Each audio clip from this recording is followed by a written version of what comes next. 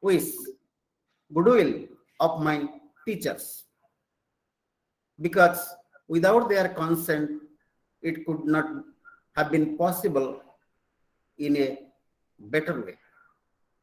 Anyway, again, welcoming to you all. May I now request, before requesting our principal, beloved principal, for his welcome address, may I be permitted, sir, to introduce the guests, or the, so to say, speakers of the day on the theme critical thinking. My teacher, Professor Prafulla Kumar Mahapatra. After introducing him to you all, principal will welcome you all to this event of the college. Professor Prafulla Kumar Mahapatra passed his MA degree from Utkala University and stood first class pass in 1966. Joined as a lecturer in the PG Department of Philosophy, Utkala University in 1967. He did his PhD from Keele University of England. He was a recipient of Commonwealth Scholarship of that university from 1974 to 77. In 1989, he was pursuing his higher studies as Fulbright visiting professor in Temple University of United States of America and became a professor in the PG Department of Philosophy of Utkal University in 1990. He was the head of the department from 1991 to 93. He was the coordinator of Department of Special Assistance recommended by UGC from 94 to 2002 and retired from his service on 31st July 2002. He was also the visiting professor in the 5 different reputed universities of USA. He was the recipient of Emeritus Fellowship of UGC and the Senior Fellowship as well as the National Fellow of Indian Council of Philosophical Research. He has produced 6 PhD students and 1 DLit student. His PhD thesis, Personal Identity, was published in 1983, which was recognized worldwide. He is the author of 5 books of philosophy published in English and edited more than 14 books and journals. These books are Society, Culture and Value, Ethics and Society, an essay in applied ethics, Concepts and Problems, Applied Perspectives in Indian Ethics. In Odia, he has published 2 books. One is Bhinna Drishti and the other is Samaj, Sanskriti or Mulyabodha.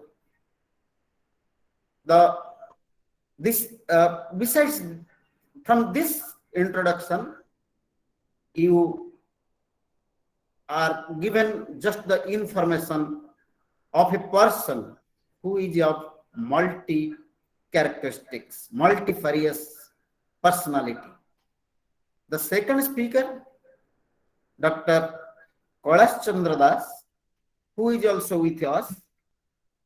Let me introduce him to you all. Excuse me. Dr. Kailash Chandra Das did his MPhil and PhD from University of Pune. He was ICPR fellow in Hyderabad Central University in 1985. He joined as a lecturer in the PG Department of Philosophy, GM University, Sambalpur, and served in different government colleges like BJB Autonomous College, Bhubaneswar, Dhenkanal Autonomous College, and as principal in the Model Degree College, Devgarh, and retired as associate professor from Rajdhani College, Bhubaneswar. He has acted as sectional president in Indian Philosophical Congress and All Odisha Philosophy Association many times. He has produced one PhD student. To his credit, he has published many articles in the journals of National Review and Proceedings. He has also published two books. One, Knowledge of Self and Other Mind. Number two, Dharma Evam Adhyatmikata. With these introductions of two speakers, may I now request our beloved principal, Professor Arun Kumar Naik, also the head of the Department of Chemistry, to welcome our speakers as well as the participants. Sir. Thank you, Bijayavu. Good morning to all of you. On behalf of my college, on behalf of me, I welcome all. Really, I am very glad to declare that Department of Philosophy, the Critical Thinking and Department of Philosophy, the PG department of our college, is doing the webinars, seminars very nicely. I think the PG department of philosophy of my college is the only department, the department which is conducting the ICPR sponsored seminars since last 10 years. It's a very big thing that a single department by the sponsorship of ICPR conducting the webinars and seminars regularly and inviting almost all the reputed professors and speakers of the state and outside the state. So really, personally, I am also happy with this organizing such type of programs. This will be definitely beneficial for the students and the research scholars of my college and also the other institutions. So on this occasion, on behalf of my college, I personally welcome Professor Prafulla Kumar Mahapatra, formerly professor and head of the department, PG Department of Philosophy, Utkal University, and Professor Kailash Chandra Das, formerly associate professor of philosophy, Rajdhani College, Bhubaneswar. Really, we are fortunate to have the speakers, renowned speakers like you in this seminar, and more than 70 participants are now in this seminar. Definitely, I hope all will be glad to listen you and they will enjoy the topic. And head of the department, Professor Vijay Kumar Naik, I can say especially, though he is a overloaded person in my college, he has different responsibilities. Still then, he manages the department, UG, PG, and all these seminar activities and research works very sincerely, along with the responsibilities of my college. So, on this occasion, I feel proud.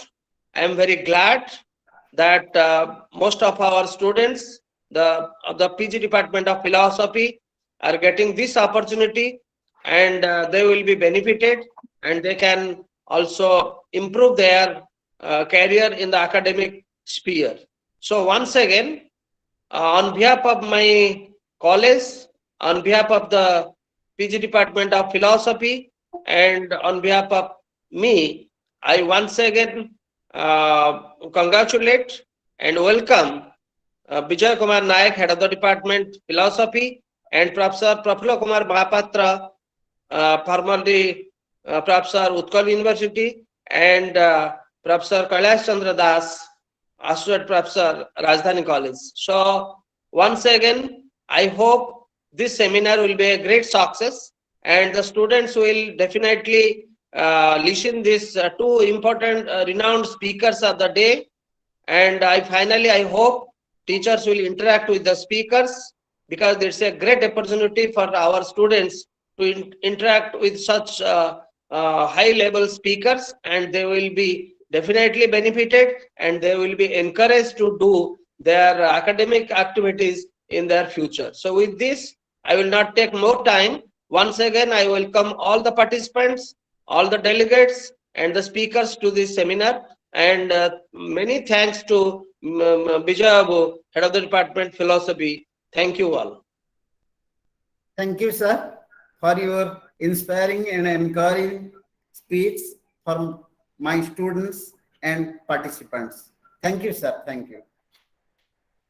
Now, I request Professor Prafulla Kumar Mahapatra, my teacher, to deliver the lecture on critical thinking.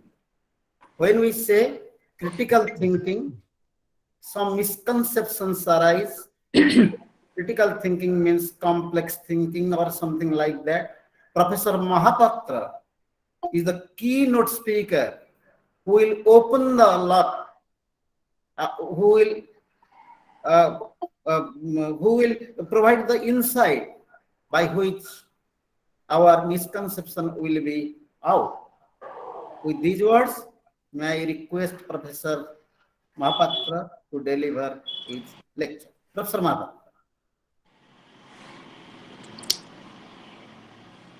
Thank you, Dr. Naik,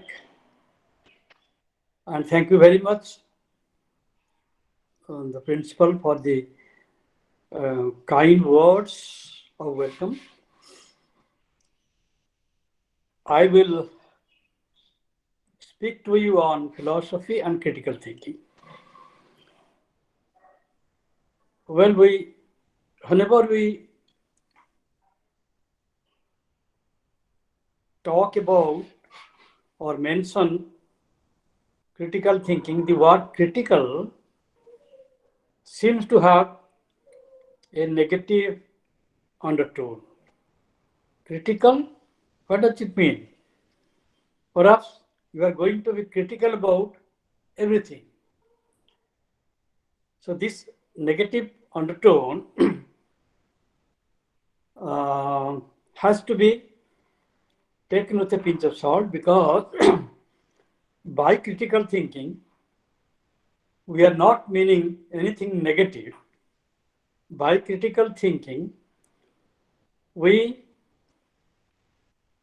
have to understand that it is a kind of ability to think critically, to analyze the available facts and evidences so as to form sound arguments. Am I clearly audible, gentlemen? Yes, Hello? sir, you are audible, sir. Audible, sir. Clear, Okay. sir. Now, so critical thinking, despite its negative undertone, it is a positive idea, which means that you have to analyze the available facts and evidences, and sometimes you have to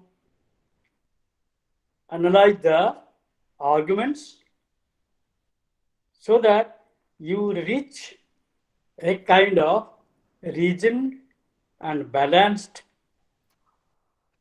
position. So in that sense, philosophy is largely critical thinking. By this I mean philosophy in its history has been always analytical. If you look at the different systems of our Indian philosophy, we find that it is a varied set of ideas. It is not one unitary idea. There are orthodox systems, and there have been heterodox systems. Prominently, there has been the most important and most quoted, most cited system of Advaita Vedanta. But at the same time, one of the most important philosophy in India is Buddhism. It has been very unfortunate that in many respects, some Western Indologists have created the impression that Indian philosophy is mostly or largely metaphysical, largely absolutistic, otherworldly, that it is concerned with liberation. Indian philosophy has been often described as Moksha Shastra. By Moksha, it is generally understood Videha Mukti. But let me also remind you of all that we have been believing not only in Videha Mukti, liberation after death, but also in Jivan Mukti, which is a very important idea in Indian philosophy. But unfortunately, it's because of some recent Western Indologists that this otherworldliness and metaphysicality of Indian philosophy has been emphasized, and as a result of that, many important philosophers in the West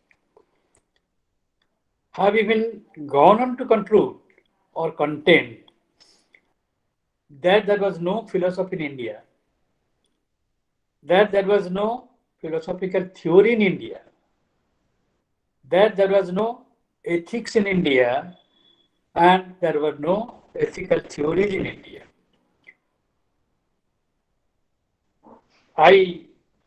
Vijaya recently mentioned my latest book, An Applied Perspective on Indian Ethics, where I have tried to combat this idea.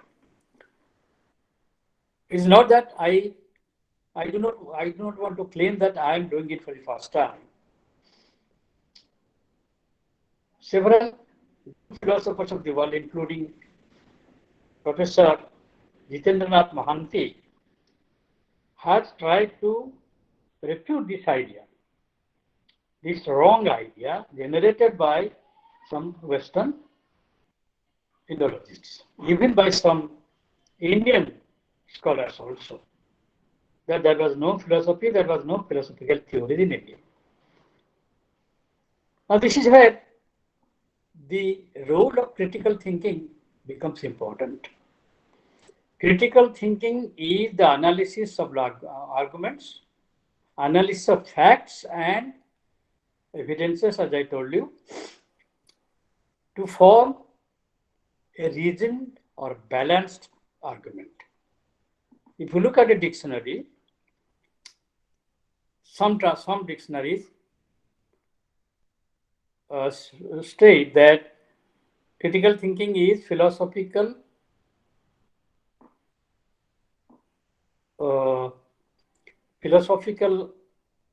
analysis of arguments.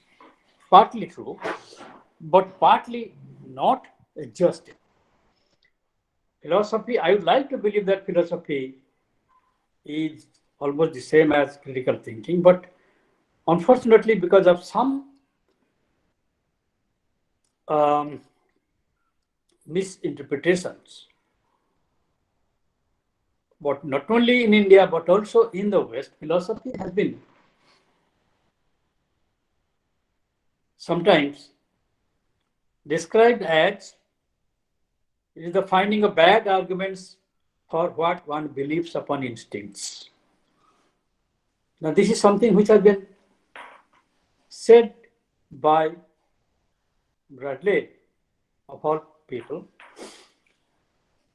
Now, that is why I cite this instance, because philosophy has often been finding or trying to find out bad arguments for what one believes upon instincts.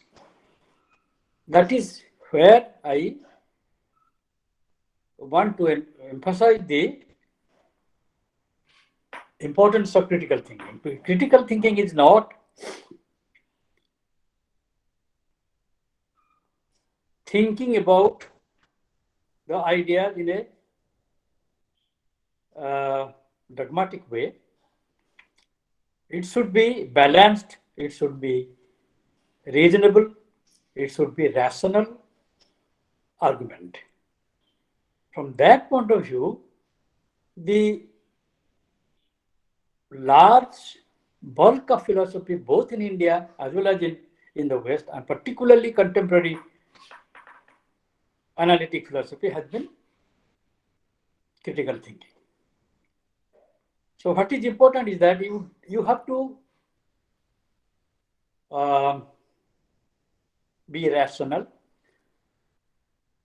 The most important feature of critical thinking must be, number one, philosophy, logic, and argumentation. And this argumentation must be based on rationality. Again, what is rationality? Sometimes also it is wrongly believed that a rationality is something which is based on reason. Okay, that is true. But by reason, it must be understood that it is a kind of not limited reason, not in the sense that rationality is equal to logical certainty. Rationality does not mean logical certainty. Reason doesn't mean logical certainty. Rationality is a kind of liberal, unbiased capacity to judge and to assess and to analyze facts and evidences. I draw your attention to A.J. Ayer's view, where he had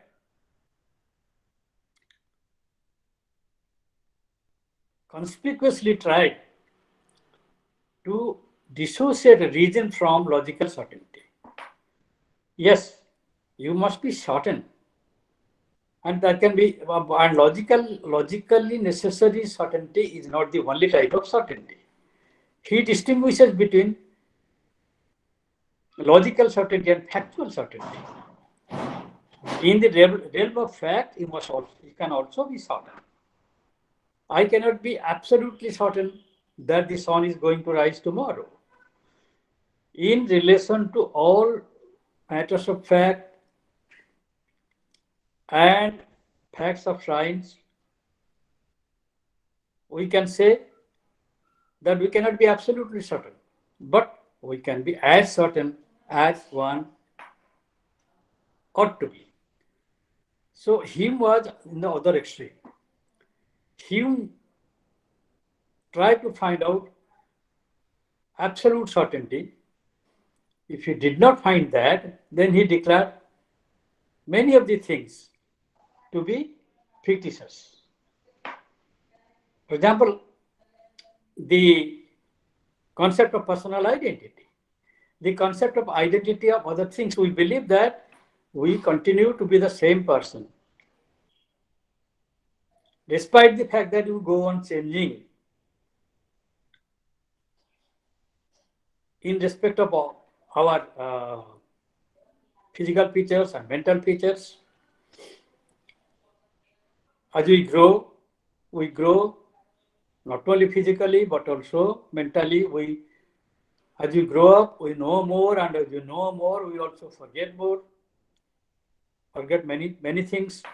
So both in respect of physical features as well as in respect of mental features, people go on changing.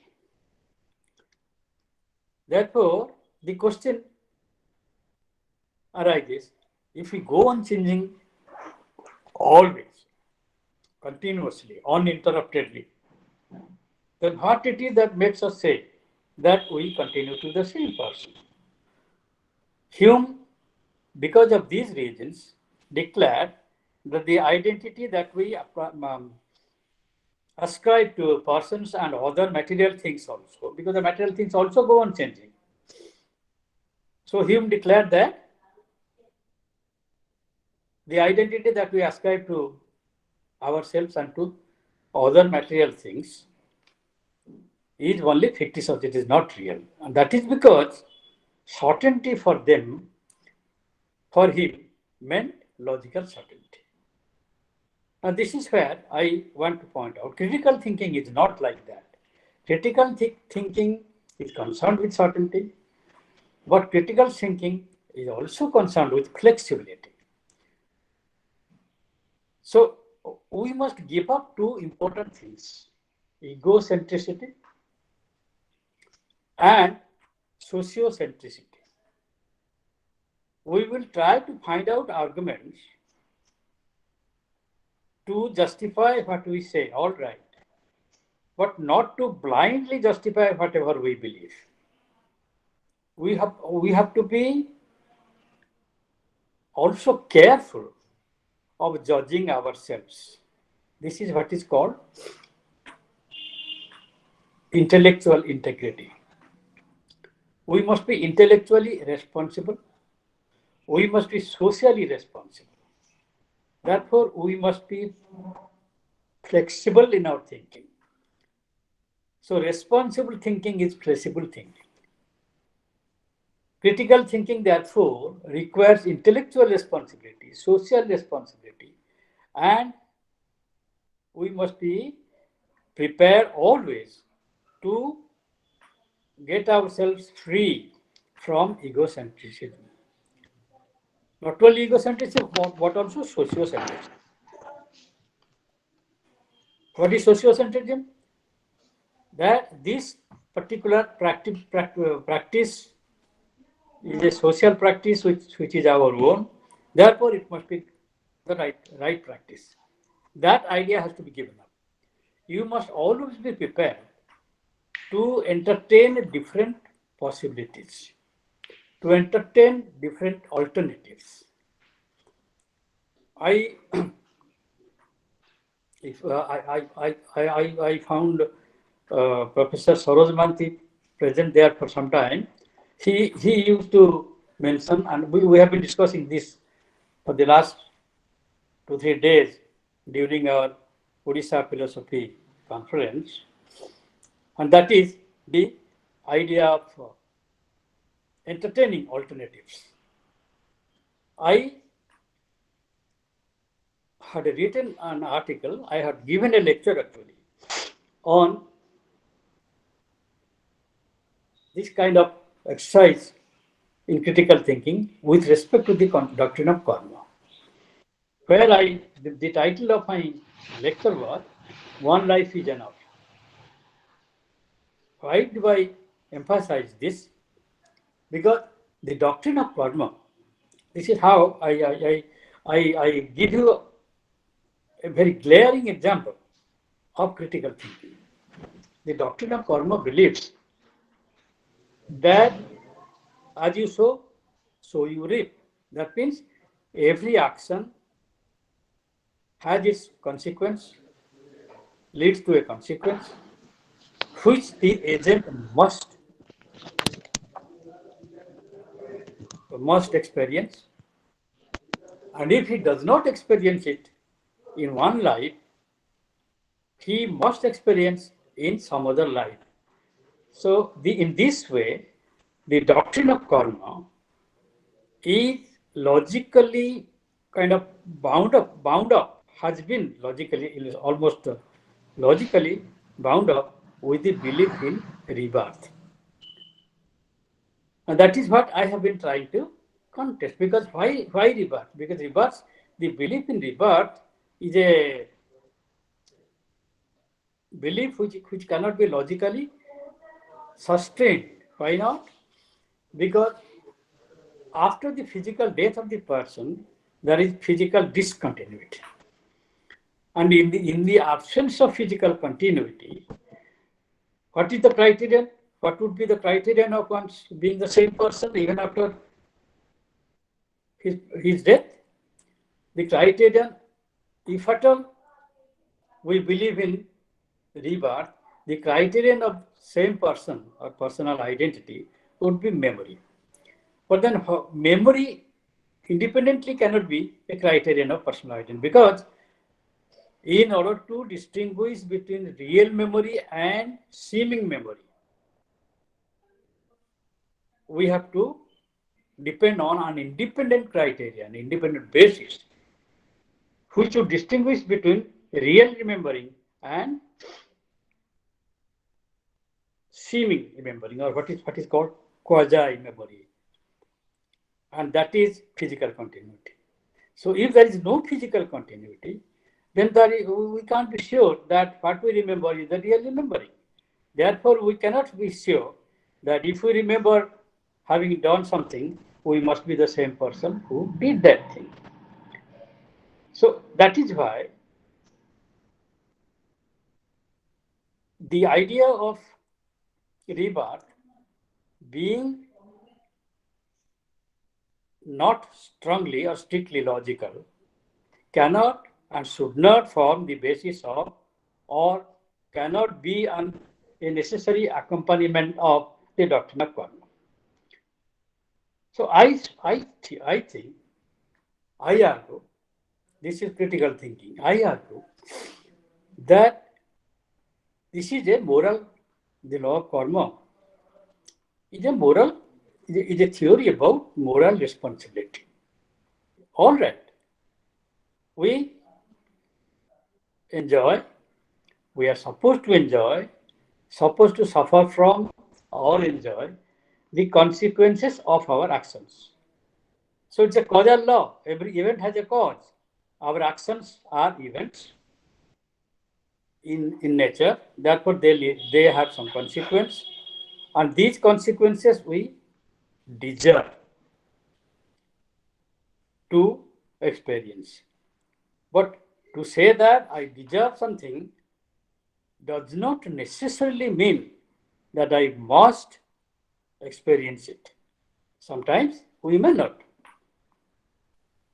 Only the argument is that if you say that we deserve the consequence of our action and we may enjoy the consequences or suffer from the consequences, in this life is enough incentive for being moral. Because if what is it that justifies our belief in rebirth? The belief is also a belief in probability. We may, if we do not suffer from the bad consequence of our actions in this life, we may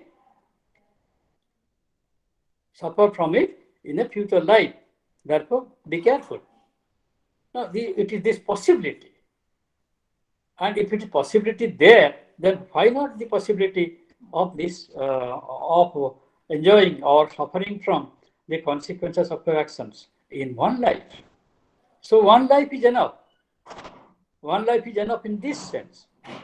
the whole idea is actions lead to consequences which the agent must or may enjoy or suffer from because he deserves it. That's all. So this is what is called critical thinking.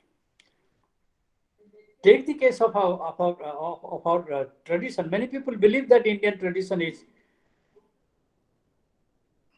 universal, absolute, otherworldly. This is a very general idea. And there also we are wrong because this is a kind of over simplification or gross generalization. Indian philosophy, Indian tradition, Indian culture has been as much absolutistic as it has been practical. Take the case of Buddhism, but there was no importance of believing in metaphysical truths. Buddha's silence over metaphysical questions is fairly well known. Buddhism, therefore, is, or Buddhist philosophy, therefore, is not only, but prominently, eminently, it is a grand system of moral codes. That is the basic um, recognition of the originality of Buddhist philosophy. Of course, Buddha was famous for the suffering doctrine. There is suffering, and this suffering, death, old age, all these things moved him into believing or leaving the world, leaving the young wife and leaving his kingdom and his child and everything. He went to find out the truth. Suffering had a great impact on him. But from this, he did not become a pessimist. Consider the Four Noble Truths. There is suffering, there is a cause of suffering, there is a cessation of suffering, there is a way to stop suffering by going into the roots or root cause of suffering. So eventually what happened? He did not end up as a pessimist. He ended up with finding of the cause of suffering and how to stop it. But this is how you look at.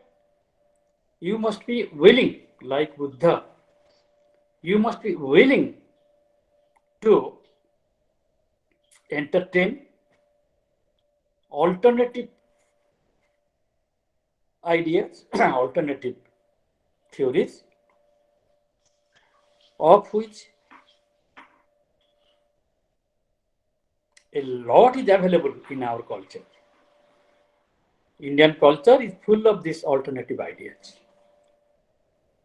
The important thing is to find them out. To find them out, you should be able to, you should have an open mind. So critical thinking is open-mindedness. Critical thinking is based on two important things. You must give up two things. One is obviousness, the other is absurdity. That means you should not take most of the things or anything to be obvious. something which looks to be obvious, you must be prepared to look closely at it. You must be prepared to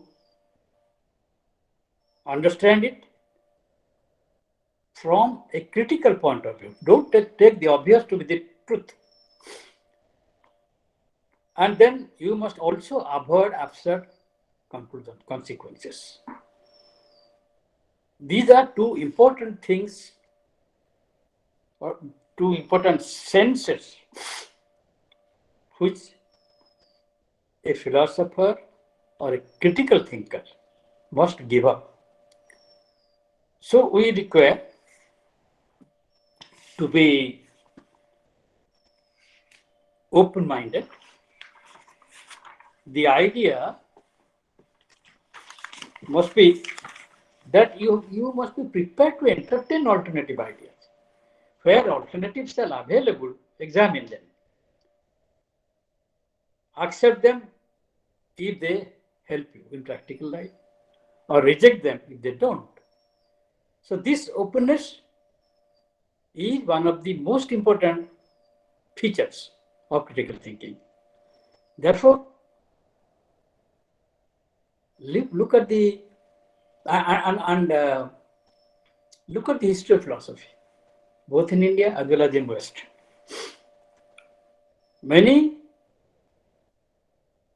In many cases, it has happened that philosophers have been trying to justify their own views, and in order to justify their own views, they have tried to find out arguments. That is what led Bradley to say sometimes. Bradley was a grand metaphysician, but he also said accusingly that philosophy is the finding of bad arguments for what one believes upon instincts. Critical thinking must be concerned with give up this idea. It should be not finding bad arguments for what we believe upon instincts. On the contrary, you must examine your beliefs. Just because you believe in this, it should not be taken as absolute and infallible. Okay, therefore what is required is intellectual honesty, intellectual integrity, and intellectual responsibility. A critical thinker is a responsible citizen. A responsible citizen always takes others' views into consideration, does not insistently try to establish his own views. Yes, I have a theory. I will try to justify it, but I must try to justify it by rational arguments. If I do not find rational arguments to support my own view, I should be prepared to give it up and consider other alternative views. So this is what is meant by intellectual responsibility. So both social responsibility and intellectual responsibility, both are necessary. So critical thinking has, therefore, several marks. One is you have to be intelligent. You have to be open-minded. You have to be imaginative. And you should be prepared to entertain ideas of others. So just because you believe in one thing, you don't have to go on insisting that that is the right thing. So critical thinking helps you to become a responsible citizen in this sense. Responsibility or responsible both in social sense, both in intellectual sense. Russell had said something to the effect that in the modern world, fools are cocksure. But the intelligent people are full of doubts. Just imagine this. Fools are cocksure. They take things granted. But those people who are intelligent, they are full of doubts. That means skepticism is a virtue of philosophy. Skepticism is a virtue of critical thinking. I remember I remember during my school days, our English teacher used to like me. And he, after being transferred from this school, he went to another school, but he used to write to me very encouraging things, give letters. And he used to advise me, if you want to have success, be discontent, be disquiet. सफलता पाइबाकु हेले तुम्हें अशांत हुओ, तुम्हें अतृप्त हुओ. So don't be self-content easily. That is the idea of a very good teacher, advice of a very good teacher, and that is the idea. Now I realize that how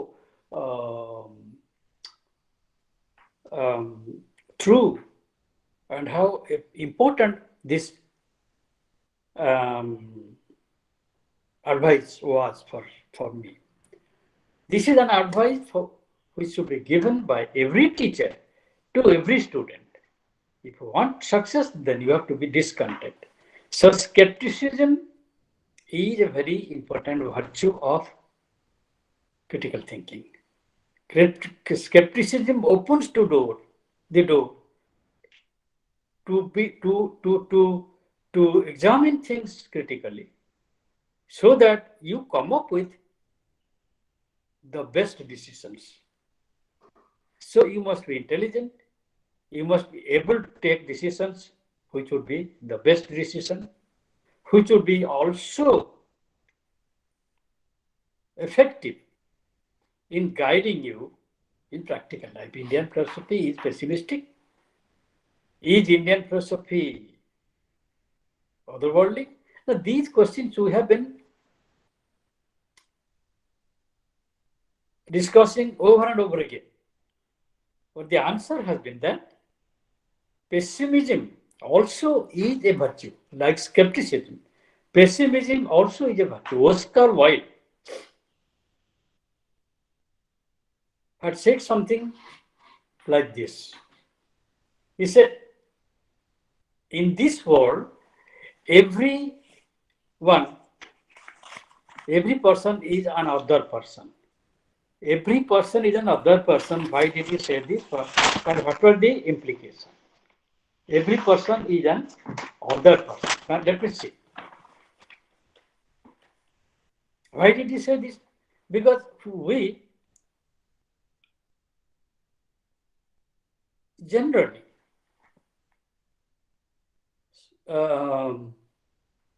tend to say things which have been said by important people. Mahajana jena gatasya pantha. Okay. But don't take all that has been said by our ancestors to be the gospel truth. What is important is that you,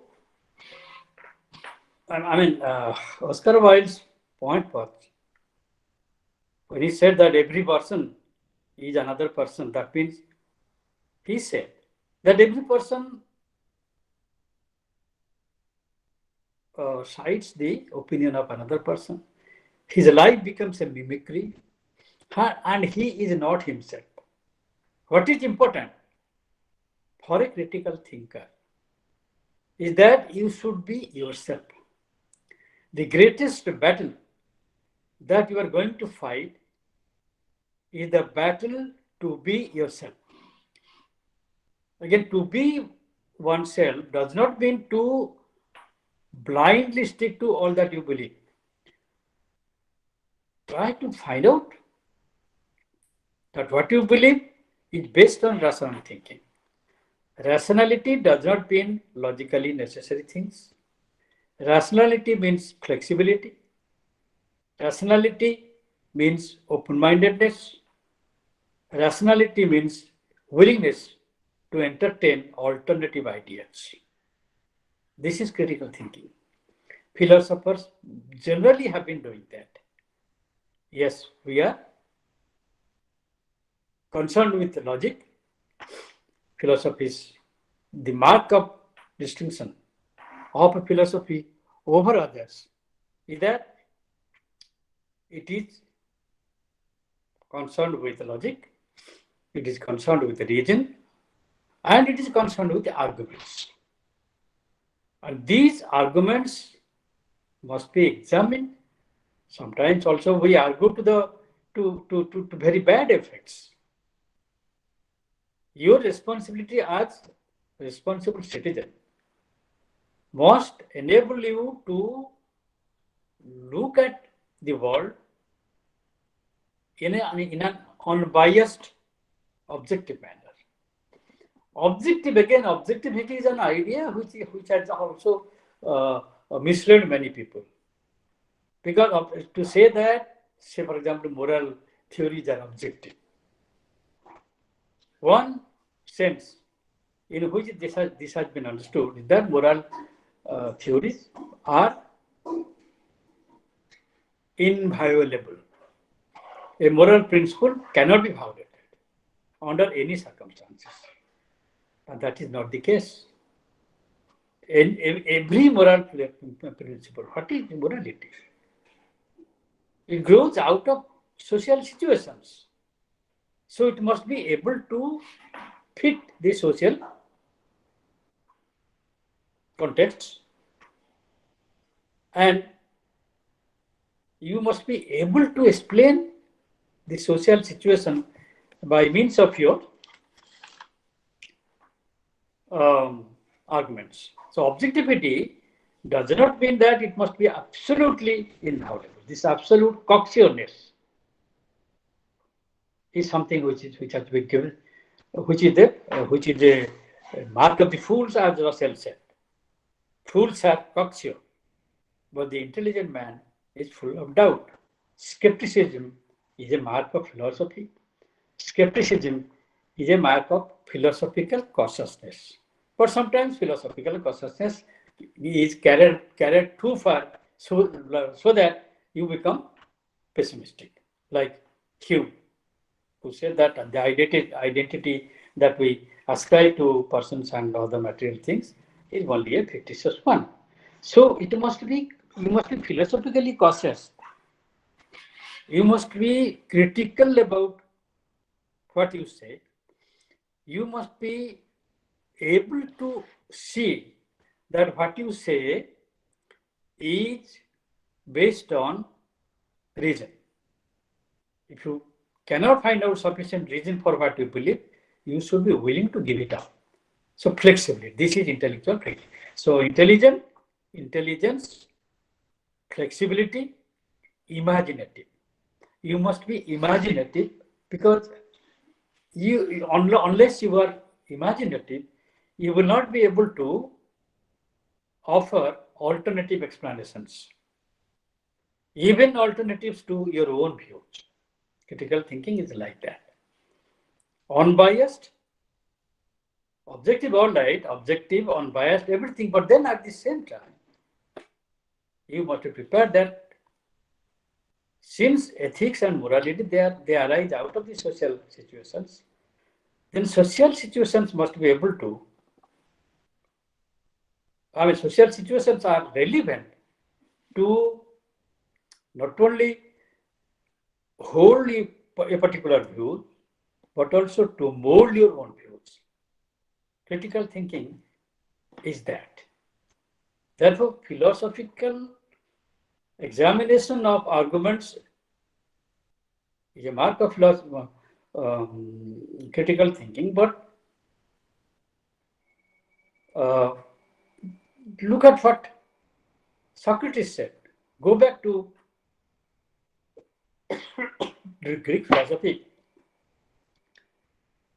go back to more than 2,500 years, where Socrates, Plato, and Plato, they became the initiators of Western philosophy. It has been said by many. Someone said that the entire history of philosophy is a footnote to Plato. What was meant by that? Socrates was the greatest philosopher, but he did not write anything.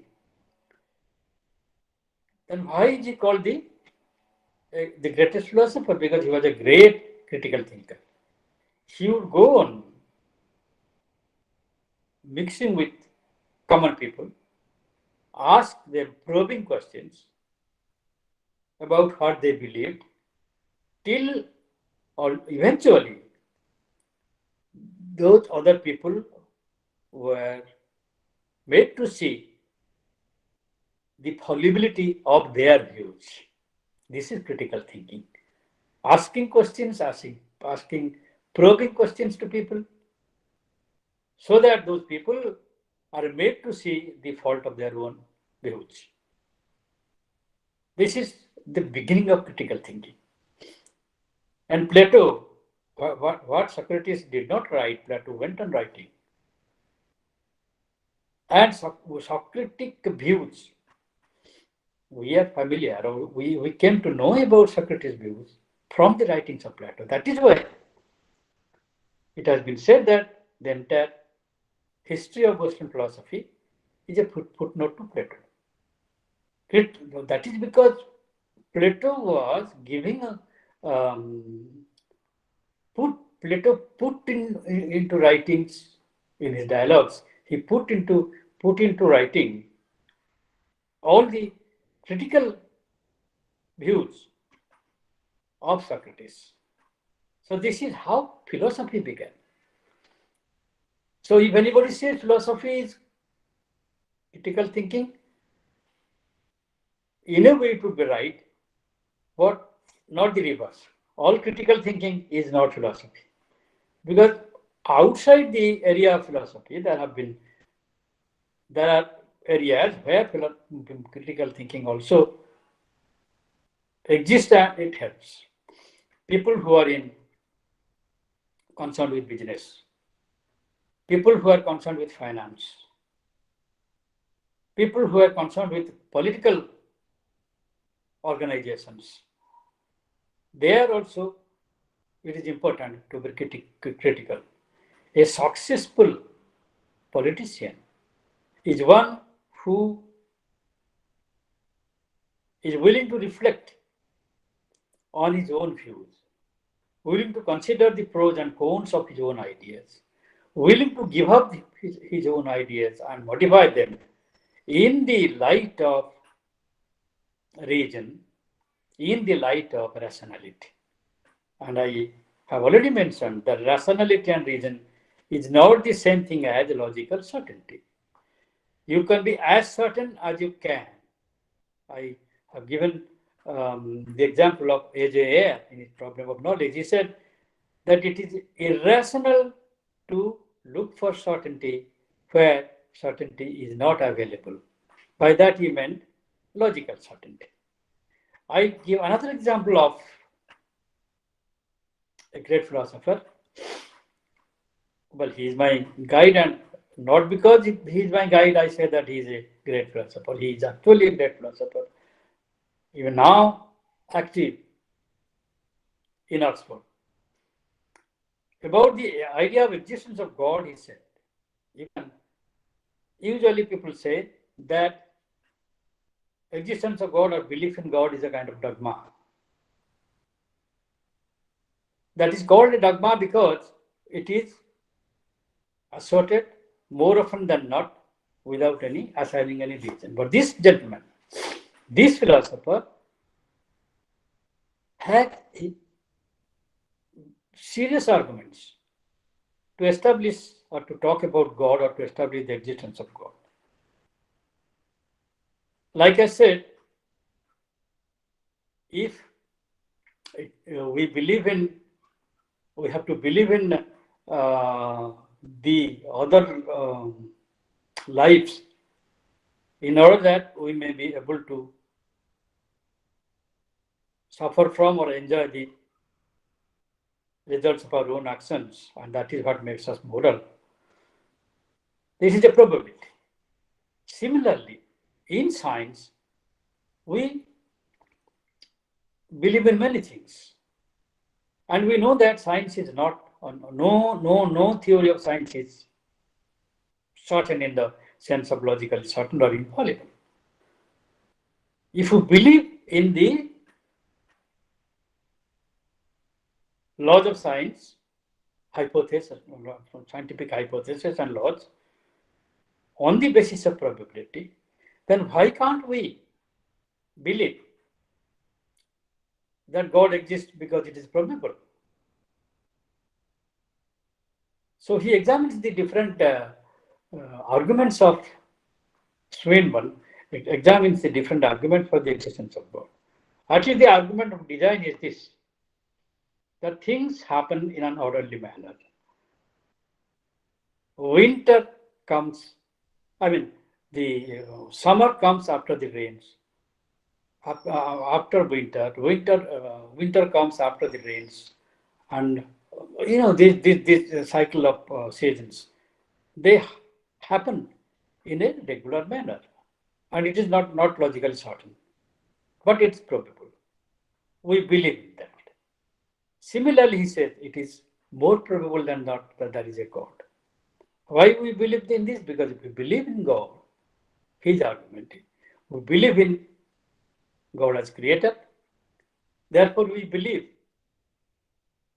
that we have been all created by God, and therefore we believe that we are all creatures of God or children of God. Therefore, it will mean that we are all brothers and sisters. So there would be no difference between myself and others. So these are his arguments. That is why he said it's more probable than not that there is a God. So this is the type of critical thinking. Our different systems, they have been trying to be critical about other systems. Not because they were all against them, but because they were trying to examine what they had said. So even Shankara, who was an absolutist, in his Vedanta Sutra, he has said that ethical theories are absolute, objective, all right, but they must be applicable in order to be real values. So values must be realized in order that they may be called values. So this is what an absolutist called, like Shankara, believes, that application of morality and ethical theories is a must, and you apply them. If they are not applied to real life situations, they are not worth the name of values. So this is the type of critical thinking. Every good philosopher must be willing and able to change his views if it is found to be defective. So that is the basis of rationality. That is the basis of critical thinking. Not to be captious is a virtue. To be skeptical is a virtue. To be biased in favor of absolute certainty is a virtue. And these virtues are the marks of critical thinking. And insofar as philosophy is concerned with these ideas, then it is critical thinking, but not the reverse. Critical thinking also applies to other areas. So It is important for a philosopher to be a critical thinker. And it happens to be the case that that philosophers have been critical in this sense. So you have to be imaginative, you have to be flexible, you have to be socially and intellectually responsible, and that is what a critical thinker is. Philosophy, to that extent, is critical thinking. But every person in every walk of life must be able to and willing to, not only able but willing to accept others' point of view. Thought, human thought. If thoughts are human actions, isn't it? Only human beings are capable of thinking. Material objects and animals, perhaps, they don't think. There is only reflexive reactions. But clearly, human beings are capable of thinking, isn't it? And if you are capable of thinking, then your thought must be evaluated. As much as your actions, morality judges your actions. Yeah, outwardly that is the case. But morality also should be concerned with judging your thoughts. You will say, how can you know what you think so that you can judge it? You know that every action is judged to be moral or immoral, with the assumption that it has been an intentional action. A reflex action is not judged to be moral or immoral. So the intention behind the action is the most important thing. What is the intention of your thought? So if your actions, not only if, your actions are always, most often backed by thought, therefore your thoughts are as much subject to be evaluation as your actions. So these are all aspects of critical thinking. You must be able and willing, not only you must not only willing, you must be willing and able to analyze your ideas, entertain the ideas of others, and be able to make the best judgment. And this best judgment is that which is also marked by a capacity to discern. What is discern? Discern means distinguishing between right and wrong. So ability, critical thinker must have the ability to think. When I ask, why should I be critical? You may ask this question. Why should I be critical? Why should I think critically? Now, if you ask this question, you are already a critical thinker. Descartes said, I think, therefore I exist. Isn't it? And to this, in the same spirit, I should say, I think, if I think, then I am a critical thinker. You are already thinking. Why should I be moral? Why should I be ethical? Why should I do this? Why should I do that? These are questions which are asking for reasons. And these are the questions which presuppose, which clearly say that you are a critical thinker. So to be a critical thinker is a mark of a responsible human being, responsible thinker. And that means we should not take things for granted. We should not be absolutely cocksure. Anybody, Mark Twain is a very important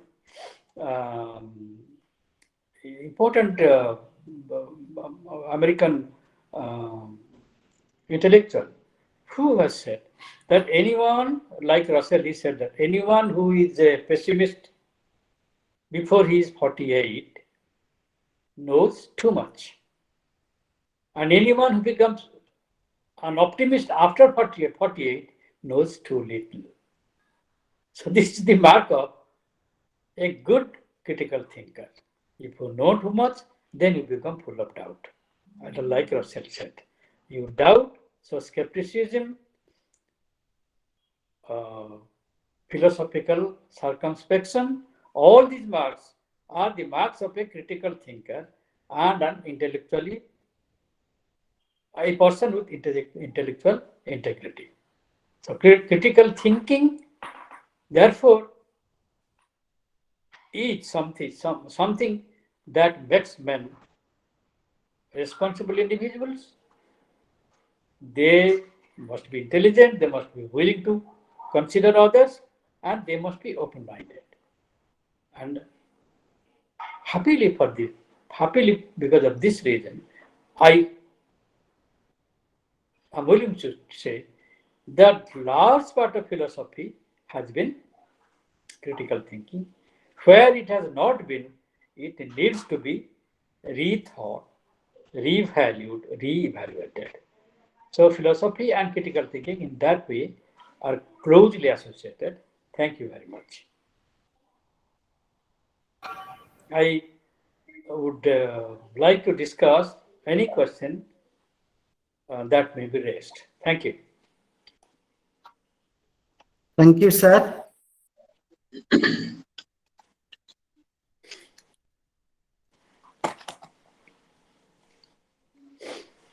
Sir, please unmute, sir. Sir, please unmute. Sir, please unmute. Yes. Can you not hear me?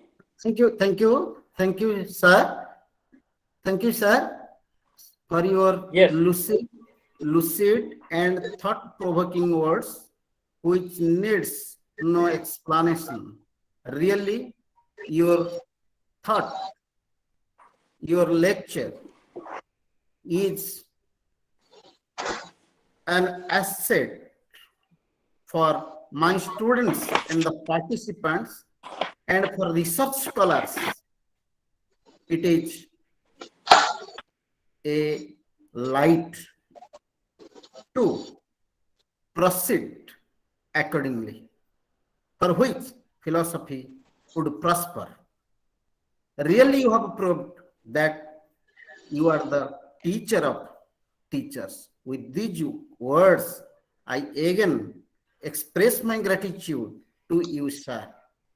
There are a number of questions in the chat box. I think that session will be started after the second lecture is over. It will be, I think, better. There are a number of questions. Okay. Okay, sir. Now I request Dr. Kailash Chandra Das to deliver his lecture on the relevance of critical thinking. Dr. Das. Good morning, all of you. Am I audible? Yes, sir. Yes, sir. Audible, sir. Audible. Okay, thank you. Revered principal of Adaspur College and my most revered teacher, Dr. P.K. Mahapatra Prafula Mahapatra sir, who has been thoroughly an inspiration for all of us to speak something before any gathering or any audience. And I am greatly inspired by his presence here right now. I see also that Professor Saroj Kumar Mahanti, one of our revered teachers, is also here. All dear colleagues, students, friends present here. At the outset, I must Okay, microphone ପାଖକୁ ଆସ Kailash microphone ପାଖକୁ ଟିକେ ଆସ ଶୁଣା ଯାଉନି ଭଲକରି sir.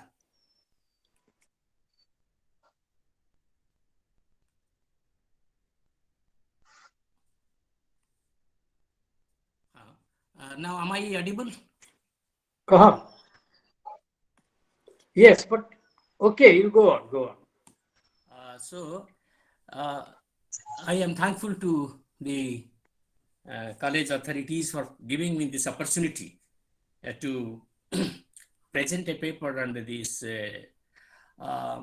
This paper was not very familiar to us when we were students in our universities and colleges. So, The topic that Sri Nayak gave me is relevance of critical thinking. So before going to the topics straightforwardly, I will try to pinpoint few examples where actually we are doing uncritical thinking or how badly we are thinking so that it becomes more relevant and it becomes more important to be critical thinkers. So that our understanding of critical thinking, I think, would help us in the process to get clarified about what exactly we mean by critical thinking. If you see how uncritically we are thinking, in few examples, I will just give instance. Most of you are all familiar with such examples. There was a long time ago, we believed that the earth is flat. It was so obvious to us. We see that the earth is flat. We don't see it circular or spherical at all. We experience it. It was so obvious. It was also so obvious that the sun appears to move around the earth. And we believed, we accepted it for a very long period. We changed our belief only when counter evidences were there, and we accepted new evidences so that we changed this idea. Also, how could we believe something that is very profoundly wrong and mistaken? I am reminded of one of the most popular person in recent history is Uri Geller of Israel. Uri Geller was believed to have immense miraculous power, mental power, psychic power, by which he could bend things. Just by seeing, he can bend a spoon. He can move a solid thing from one corner of the table to the other corner. So films were made on his life.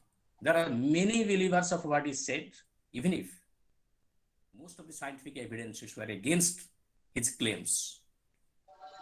Perhaps we have uncritical thinking was very popular, and we are popularly uncritical thinkers or bad thinkers in that way. I will also like to give there are thousands of examples of our beliefs, but I will also say about a famous Baba recently who said Mahaprasad Prasad with sweet prasads, laddu, to some diabetic patients, and the diabetic patients consumed that, and the matter is in the court now. And also, we accepted a Baba saying that I will cure from your cancer by giving you some powder, etc. We have started believing all these things. We have accepted it. We have accepted so many things because our bad thinking, because we are not critical thinkers. So, sir, we are in sir, a dilemmatic situation. sir, excuse me, sir. Sir, ଆପଣ earphone ଟା use କରନ୍ତୁ, ଟିକେ ଭଲ ଶୁଭିବ। ଏବେ ଟିକେ up down ହଉଛି। Hello. Am I audible now? Sir, you are audible. Audible. So, should I repeat whatever I said? Yes, sir. It is okay. Okay, sir. Okay, right now. You have listened to what I have said just now. Yes, sir. We have listened. Okay. So, I'm emphasizing one example in a dilemmatic situation for a couple. In the case of a abnormal pregnancy by a lady, normally the fetus is developed in the uterus, but actually here it is outside the uterus it has developed. On medical examination, it was found that the fetus after growth will be burst, which will cause the death of the mother as well as the fetus. So now there is a problem before the couple. If the fetus is not aborted, then it will explode and cause the death of the mother as well as the fetus. But if it is aborted, then the fetus will be killed, but the mother can be saved. This couple is a Catholic couple. Their religion says that abortion is highly immoral. Killing a life is a sin. So, because they are Catholics, it became very difficult for them to go with the medical advice. Now, what they will do? They are deep-rooted religious faith in one hand, and the scientific evidence says that there is impending danger for the lady in the other hand. If they are bad thinkers, they will continue with the pregnancy. If they are not critical thinkers, and the obvious will happen. So here, this situation is not about logical thinking exactly, but though logical thinking is included in critical thinking, here we are not concerned about the validity of the arguments that we used to do. It is a thinking about our thinking, right? So thinking things through is one of the aspects of critical thinking that we can see.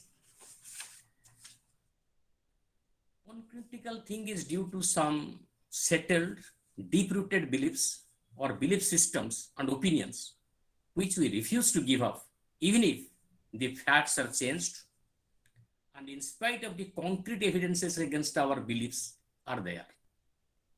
So it is a mental state of somebody that he refuses to accept a new fact which is contrary to own belief.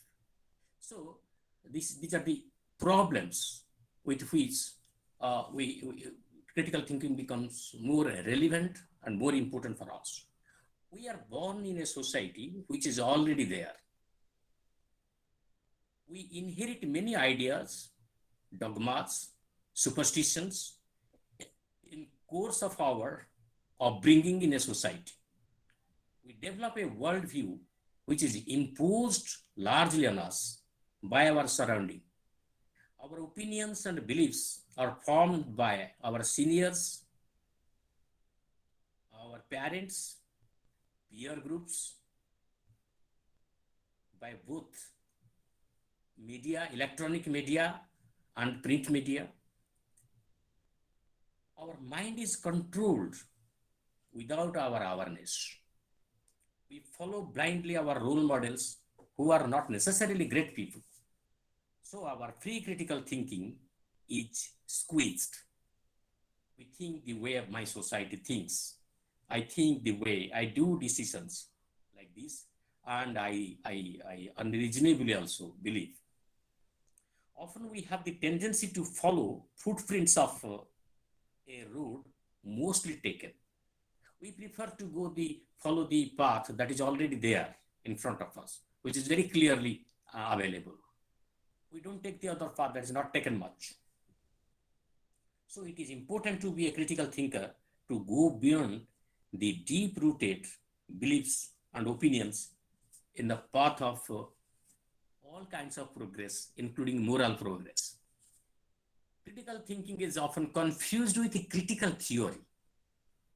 There is something called a critical theory. Critical theory considers a philosopher as a critic of culture. Though it is related, but it is not exactly the same thing. It is a way of philosophization which involves a moral critique of a society and culture. This is different.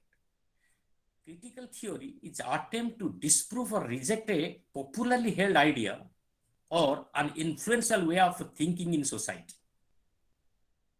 Critical gender theories or race theories or critique of cultures in this way.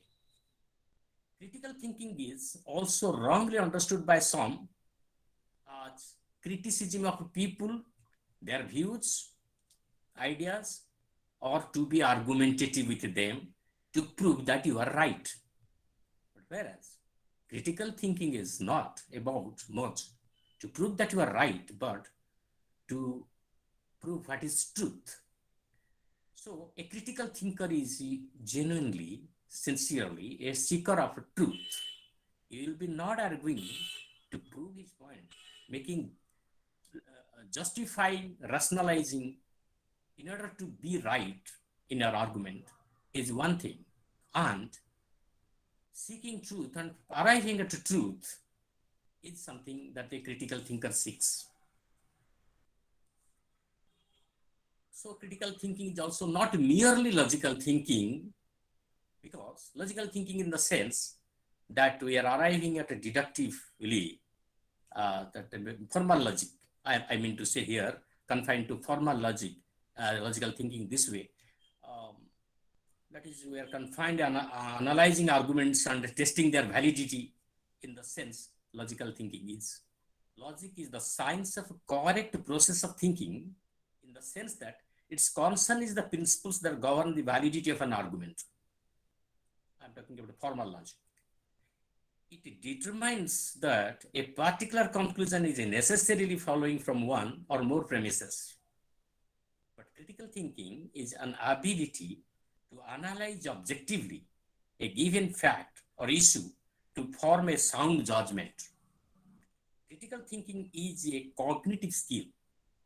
People also call it a metacognition, which includes analyzing, criticizing, synthesizing, evaluating, and judging. Critical thinking helps one to form sound judgment on the basis of information gathered from different sources, observations, experiences, reflection, or reasoning. Reasoning is the hallmark of critical thinking. So, it is an ability to think clearly and rationally. So, it is disposition. So, it is an ability to think clearly and rationally. Therefore, logic is a useful tool in critical thinking. It is also a systematic evaluation of arguments, ideas, and theories of others. The basic principle, the basic premise of critical thinking involves asking critical questions to form informed and reasoned opinion and sound judgment. Even how it can apply to also our day-to-day life. Like the success of a democracy, it is said, Amartya Sen would like to prefer here. It is not just giving opinions, but the success of a democracy lies in giving reasoned opinion and informed opinion and inquiring about the sources that we have the information. So it is well-informed, reasoned opinion that matters even in case of success of a democracy that we are living and we're so much fond of. Critical thinking is defined as reasonable, reflective thinking that is focused on what to believe or what to do. Our action will be followed by our beliefs. It is widely understood that intellectual honesty, which Professor Mahapatra has very nicely elaborated, intellectual honesty, intellectual sincerity, and integrity, and open-mindedness. It is free from bias, prejudice, and ends at objectivity. It is opposed to emotionalism. A critical thinker is a seeker of truth and is not carried away by his prejudices. A critical thinker is aware of his prejudices, aware of his emotional inclinations, his biases and emotion while making a judgment. He will not allow his judgment to be affected by his emotion and bias and prejudices that he had. So, critical thinking is relevant in almost all domains. As thinking clearly and rationally is important for a student, a researcher, a manager, legal professionals, and even important in our day-to-day life, where we need to make decisions and judgments. Looking at the history of critical thinking, Professor Mahapatra has very rightly said it goes back to Socrates. I think today the educationists are more emphasizing on critical thinking in the curriculum, so that the students need to know what is critical thinking and should have the critical thinking skill. They should be disposed to this skill. When we are teachers, we feel that while teaching, we need not specifically teach any critical thinking skill to our students. Rather, while teaching something, we can inspire our student to think themselves. Teaching, so far our teaching system is concerned, we are just our teachers' words are taken for granted, and we have just got the content of whatever is told to us in any topic, including philosophy, that we are well informed about philosophies, and we are told what is right and wrong, but we do not learn to decide for ourselves what is right and wrong in any situation. So critical thinking skills can empower one, can give this ability to not only analyze the informations you have in your textbooks or what the teacher says. So now it is felt more in last 100 years, though critical thinking was a practice, as a method of education, learning in Socratic period, while Socrates was having these dialogues and discussing, and it is very importantly held. But in last 100 years, we find a popularity of critical thinking as a skill to be taught, to be acquired. That is, it started with John Dewey in USA in something like 1909. He has defined critical thinking, and maybe called the father of model critical thinking. But I'm not going detail to his, but I'll be broadly speaking about what we mean by critical thinking right now. The history of learning critical thinking skills in education was in a way begun by Socrates, but John Dewey is considered father of modern critical thinking tradition. He called it reflective thinking. John Dewey said it is reflective thinking. He defines critical thinking as active, persistent, and careful consideration of a belief or supposed form of knowledge in the light of the grounds which support it and the further conclusions to which it tends. That is, he is concerned about it is critical thinking is not passive. We are not passive listeners. We are just gatherers of facts. We are not like that. It is an active process of evaluating, analyzing, and judging for ourselves independently. So what further conclusions can be there, what further implications can be there, also is taken care of by a critical thinker. More recently, Michael Scarville defines critical thinking is a skilled and active interpretation and evaluation of observations and communications, information, and argumentation. Critical thinking is fundamental in Dewey's language, thinking things through for yourself, raise questions yourself, find relevant information yourself, rather than learning in a passive way from someone else. It is thinking about our thinking. For a critical thinker, what matters most is the reasons for his beliefs and the implication of his beliefs. So reasoning is most important in critical thinking. Critical thinking is characterized by mainly the standards like clarity, my statement must express a proposition. By proposition, the minimum definition that I have here is it is capable of expressing meaning. The proposition is capable of having a meaning. So this meaning has to be communicated. The meaning of what I say should be clear for a better communication. It is often argued that I am responsible for what I have said. Someone said me that, friend, I am responsible for what I have said, but I am not responsible for what you have heard or what you have understood.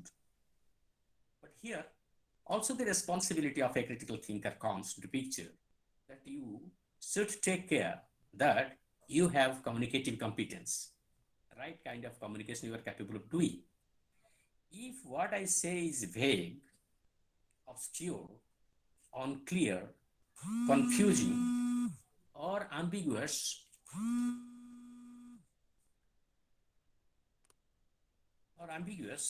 it may not effectively communicate. So, in case of judgments in science, we need accuracy. No superficial or rough estimates are given.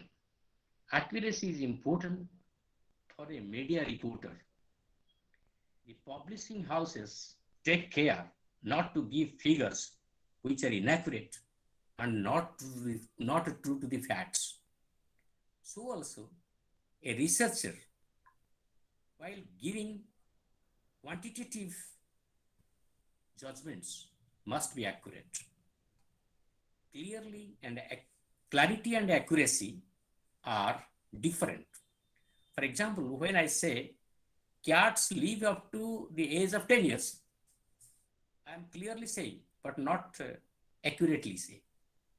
A statement is accurate if it is true, confirmed by evidence, defended by justification, corroborated by facts, authenticated by testimony, and is guaranteed and established. So, a critical thinker must take into account the source of the information and credibility of the source before accepting information as true. Once, a proposed groom asked about the bride. The information was given to him, the would-be bride, the groom, that the bride is extremely beautiful. Now, the critical thinker in the groom asks a question. Who said that the bride is extremely beautiful? The middleman said that it is the mother of the bride who said that the bride is beautiful. When we get lot of promises, such kind of things, now you can take what value will give to this kind of information, because it matters who says it. When we get lot of promises by the politicians during election, either verbally or in their manifesto, the critical thinker in us doubts the credibility. They do not accept, they refuse to accept, looking at their records. Our source of information must be also precise and relevant. We can make a sound judgment about climate change. We must take into consideration what are relevant, like the greenhouse effect, global warming, and even industrial growth. But some information regarding solar eclipse may not be relevant here. So, relevance is one of the important factors while making a for a critical thinker. To conclude, we can say that a critical thinker is open-minded, is skeptical, does not accept anything as true unless it is reasonable. He is not rigid in his views. He changes his mind when new facts and evidences are found. The key point is to be aware of fallacious reasonings which prevents us to know the truths. The inability to think critically makes one a victim of manipulation and be carried away by the art of rhetoric by vested interest groups. You can be carried away by some opinion. Some opinions, some views, some ideas are very close to my heart emotionally. I may like something deeply emotionally involved in some doctrine, some aging, some person whom I take to be my role model. Here, I fail to be a critical thinker if I accept emotionally and with my bias with regard to that person, that ideology, even if I have new findings, new facts, new evidences, counter evidences against what I believe are available in front of me. If I am not flexible, I am rigid, then I am the least, not a critical thinker. A person who is not a critical thinker is condemned to be a yes man and just accept it because I have said at the beginning that because my parents believed this, I believed this. Because our teacher said this, I believed this. So they have lost the ability to think for themselves, think independently, without the help of any papers. They lose their ability in favor of becoming very uncritical and bad reasonings they can make. And to accept something on the basis of good reasons and to accept something on the basis of bad reason has to be clearly distinguished. So we are provided with in semi-logical fallacies and informal logical fallacies and formal logical fallacies. Lot of instances are given, lot of examples are given where these fallacies occur normally to human beings. And one should guard oneself as a critical thinker against the fallacies. And the role of a philosopher, particularly logicians, is much more relevant and is much more important in the case of critical thinking. So critical thinking is also, like analytical thinking, is a hallmark of philosophy. As logic is the foot of philosophers to think logically, one must be aware of the logical fallacies in order to be a critical thinker. One must distinguish between good reasons, sound reasons, but from this, it does not follow that always we have the conclusive evidence in favor of our judgments that we make. It need not be conclusive evidence. It cannot be absolutely certain, but it has the reasonableness to accept, and we should know the skill to use it reasonably. We cannot accept it dogmatically. We cannot accept out of prejudices and superstitions that we have. We can go beyond all that is possible for us as a critical thinker. So critical thinking is the buzzword nowadays, and it is now getting popularity in the sense that everybody is beginning from a more so beginning a researcher, modern days researcher. Even if a topic is very close to his heart, he's going to support it. And we have in Indian tradition, there is something called khandana, and the thesis is there, and whatever you are criticizing, you are doing the khandana part, then you are having the evaluation part, that is the conclusion. You give the conclusion, and you, after rejecting this thesis, you are going to give your own conclusion based on reasonings, evidences that you have collected. So the tradition has been very argumentative in Indian context, as Professor Mahabatra has very rightly pointed out. Thank you. This is what precisely I have meant by critical thinking. Thank you.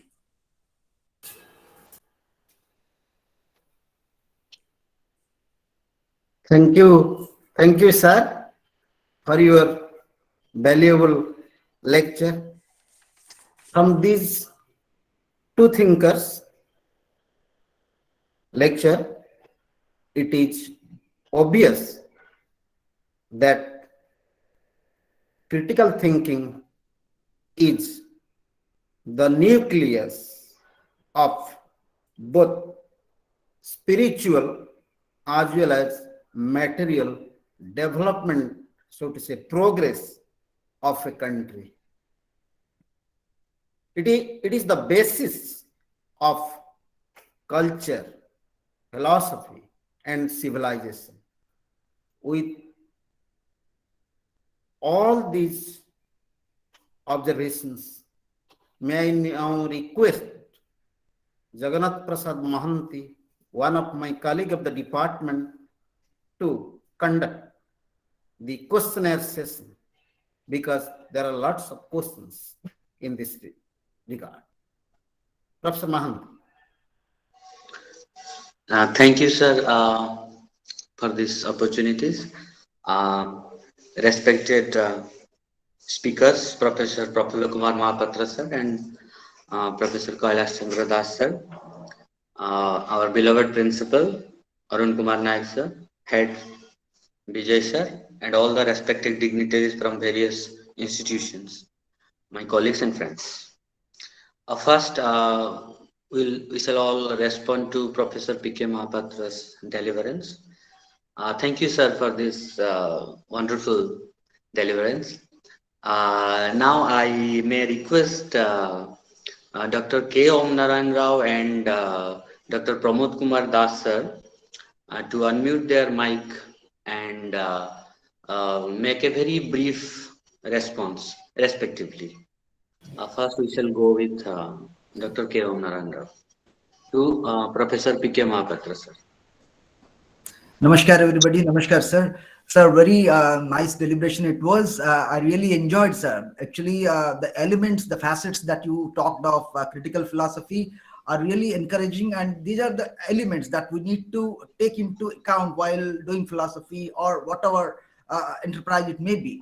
So, yes, as you suggested towards the end that critical philosophy cannot be equated with philosophy, that was the part of my question which I have given the chat box, which I will try to put it again. So I was saying, is critical thinking philosophy, or is it critical thinking a part of philosophy, or is it critical thinking something which is beyond philosophy to guide philosophy? This is the first thing that I wish to know from you, sir. Well, many things are clear from your talk, but still, what would be your final answer on this, sir?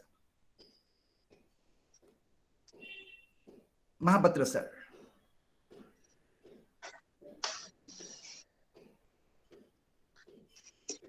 Sir, unmute your mic, sir. Professor Mahapatra, sir. Yes, please. Sorry.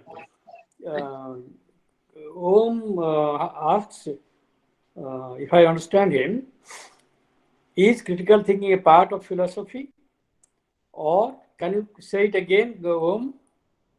I was trying to see, actually towards the end, you did suggest that critical thinking is not exactly philosophy because it belongs to other domains too. So somehow my initial part of the question is somehow resolved, wherein I said, is critical thinking philosophy, or is critical thinking something of a sort of tool within the purview of philosophy, or is it critical thinking something beyond philosophy to guide philosophy?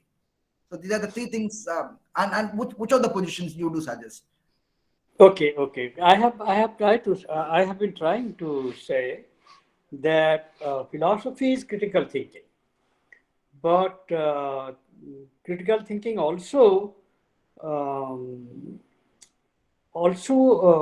occurs and is taken resort to in other areas, like I have mentioned. Even in ordinary life also, critical thinking, you don't have to be a philosopher. If you are concerned with management, how to manage it properly to the best effect. If you are concerned with finance, then critical thinking is necessary there also to enable you to organize financial matters effectively. So in that sense, I did not want to say that philosophy and critical thinking are they are overlapping with each other. Philosophy is critical thinking, but the scope of critical thinking is also relevant in other areas. That is what I want to say. Okay? Dr. Pramod Kumar Das, sir, please. Yes, Pramod. Thank you, sir. Thank you. Thank you, sir. Namaskar. Sir, pranam, sir. Am I audible? Yes, sir, you are are. audible. Yes. I enjoyed both the talks by my revered teacher, Professor Prafula Mahapatra, sir, and Dr. Kailash Chandra Das, sir.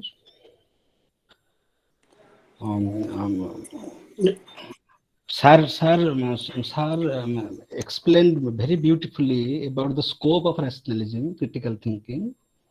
That critical thinking it not only means that it is a logical thinking.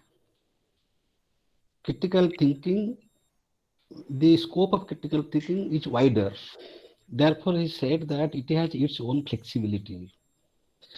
And critical thinking takes into account of both factual certainty and a logical certainty. If we are trapped by one certainty, then we are dogmatic.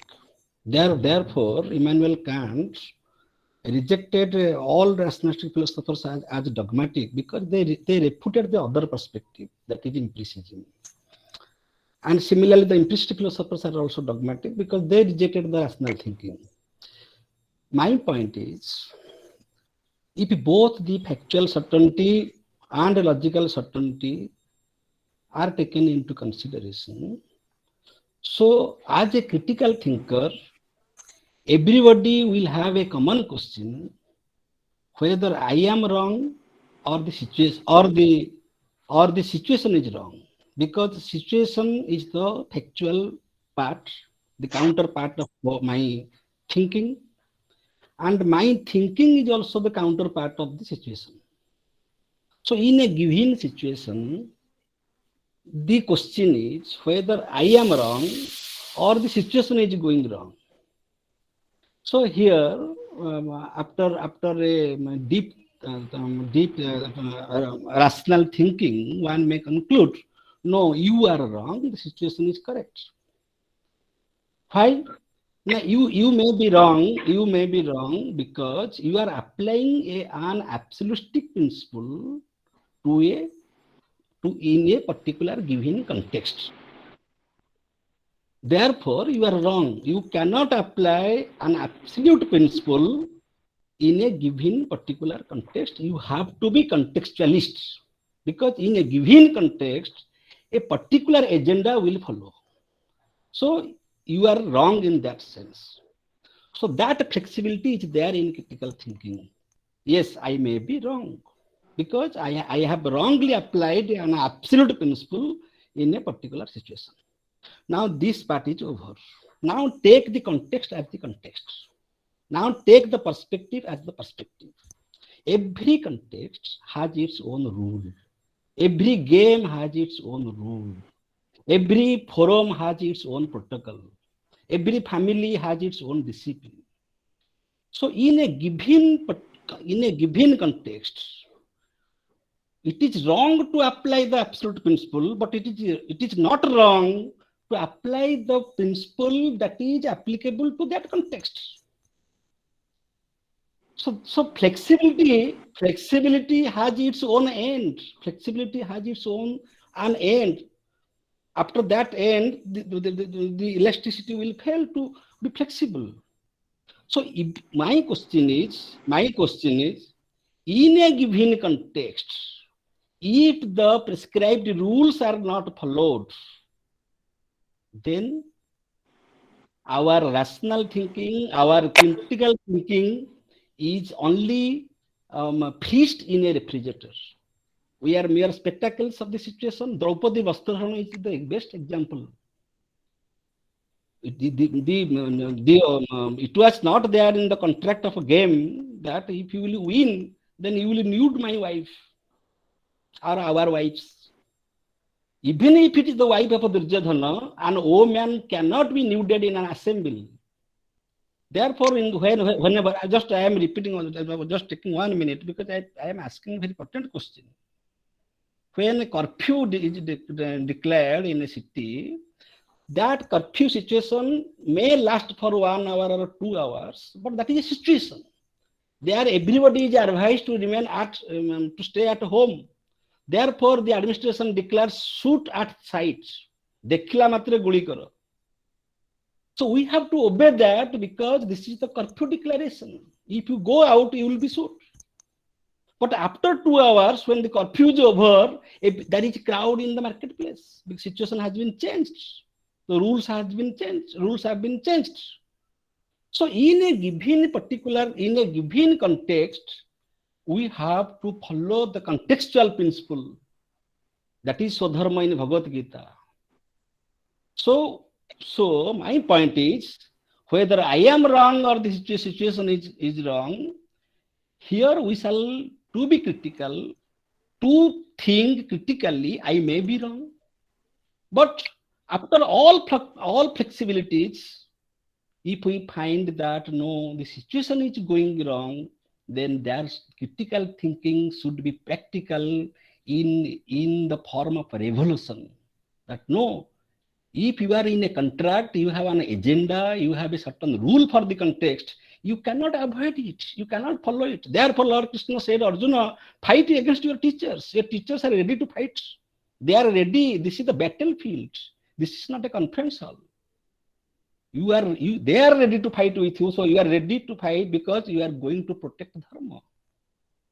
So my submission is that after all flexibilities, after all critical provisions we have with us, taking into account of both factual certainty and logical certainty, should the rational thinkers remain silent when there is a crisis in the outside society, when there is an injustice to anybody in the present society? How far it is social, how far it is practical? That is my question to my teacher, Professor Prafullan Mahto sir. Thank you. Pramod, your views and my views are the same. You rightly got me when you said that the context is important. Critical thinking, it is a virtue of critical thinking that you should be responsive to your audience. What you say, the audience must understand. The situation must be relevant to that, or what you say, it should be relevant to the situation.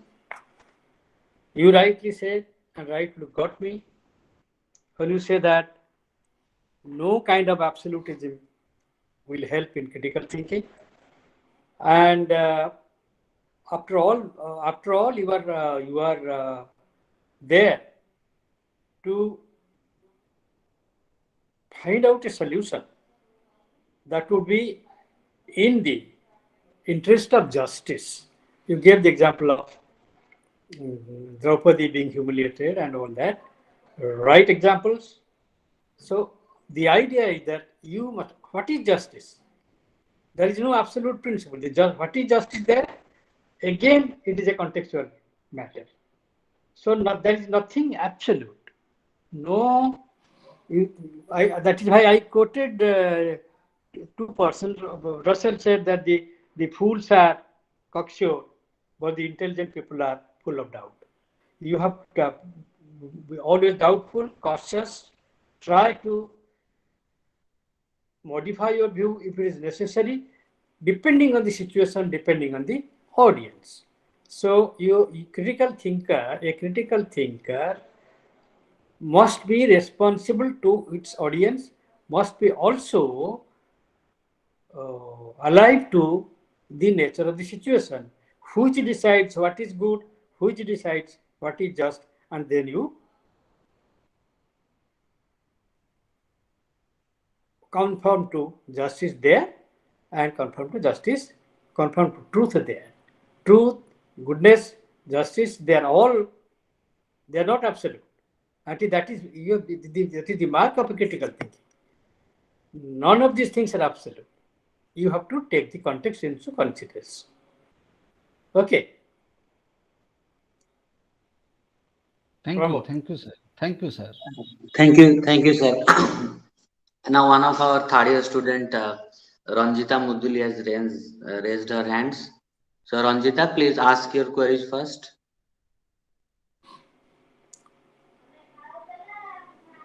Kuha, Ranjita Kuha. Ranjita, unmute your mic and say. Sir मतलब proper sir देह खराब थंडा जर sir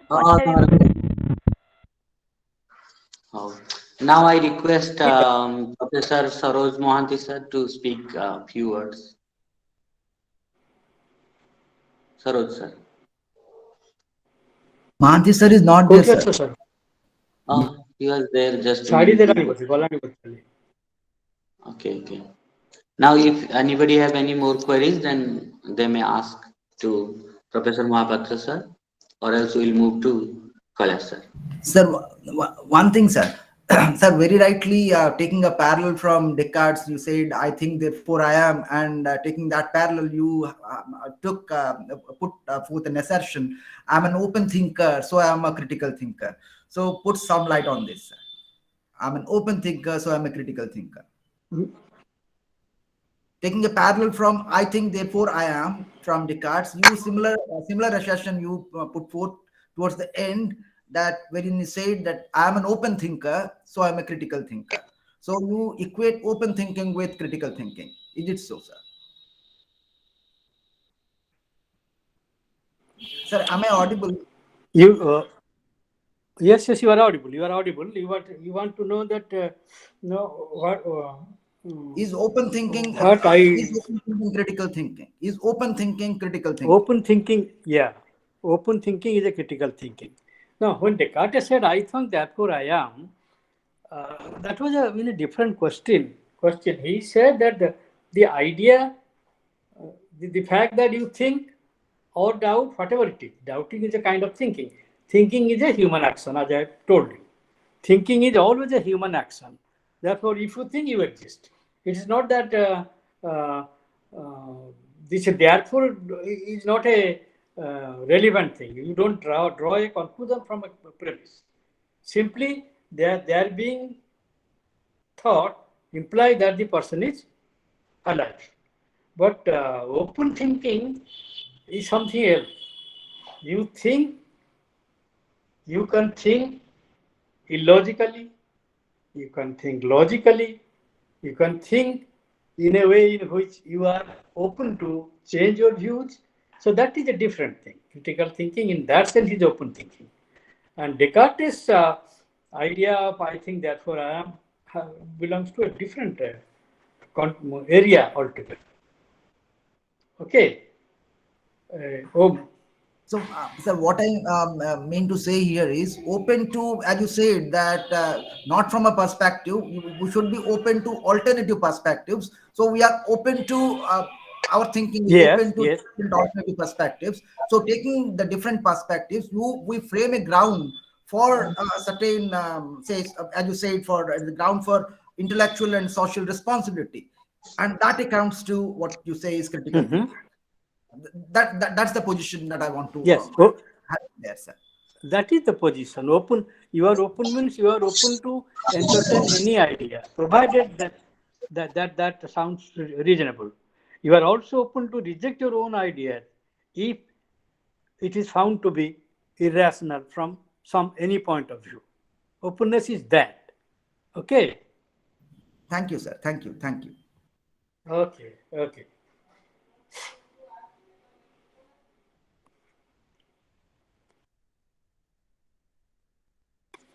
Yes, Jagannath. Yes, sir. Now I request Basant Kumar. I'm done with the K. Om Narayana now. Okay.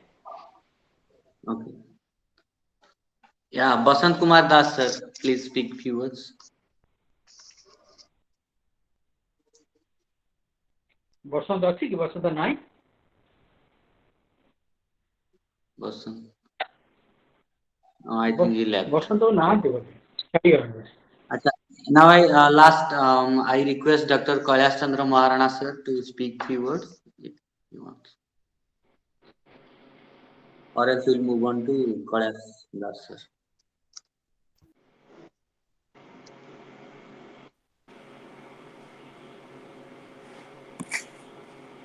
Now, are there any questions to Kailash No. Prabhu's lecture?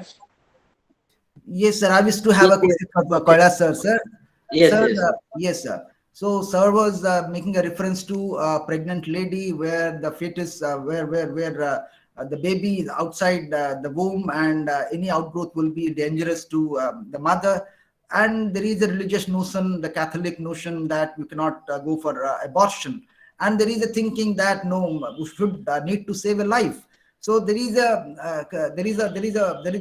what opposition between the two views, and this is where critical thinking really plays a part.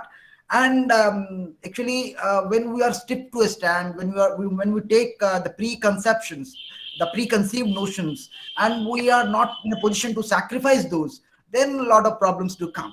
But when we talk of when we are having an adaptability to critical thinking, there is more of flexibility, open-mindedness, as Professor Mahapatra sir has said, and there is always a room for self-correction. Not that the Catholics do not say they have a religious conviction, Yes. they have a religious belief that abortion is not right, but that can be corrected. So a critical thinking should not be restricted, as Professor Mahapatra said, it is not restricted to philosophy, it is open to all branches. So also critical thinking is also open to even religious fields. The religious thinkers should think that way, to think of that Yes. abortion. Yes. Yes. Okay, saving a life is so important there, and we don't know whether that baby will be born or not, we don't know. But in the process of going for a religious doctrine, we are killing somebody who is alive, who is so close to us, who is so loving to us. So that's how critical thinking really guides us to do things in a practical way. So critical thinking is more of a practical sort. It is not just restricting ourselves to theories or preconceived notions or superstitions or blind beliefs. It is an open mind where a lot of flexibility is available. There is a lot of openness for self-correction. We may have gone wrong, but there is always a scope for self-correction. And this is how critical thinking guides. I think Professor Das agrees to this, or he has something to say, please, sir.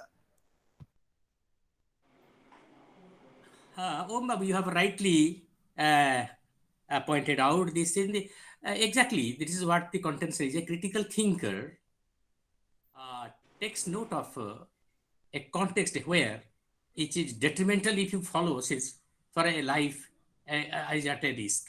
So it is to that extent is you are open, even if you are having religious faith and religious belief, you can go beyond and be a critical thinker that will save you your life even. And that is precisely a logical thinking that way, and all reasonable thinking is possible if you think this way. If you are rigid with one or the other idea that you have, deep-rooted ideas, maybe it is religious ideas or your social-centric ideas, then you are in trouble and you are not a critical thinker. So critical thinking saves you. So it is not only you have rightly observed, it is not only relevant in research or professional life, but also our day-to-day life to take decisions as a critical thinker. You are right. Thank you, sir. Thank you. Thank you, sir. Now, Dr. Pramod Kumar Das, sir.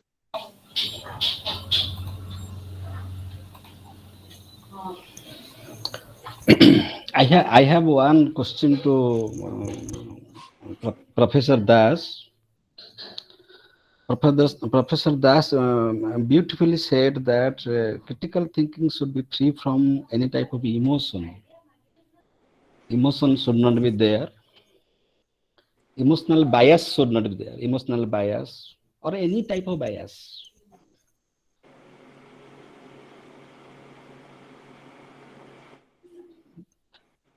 Any type of bias.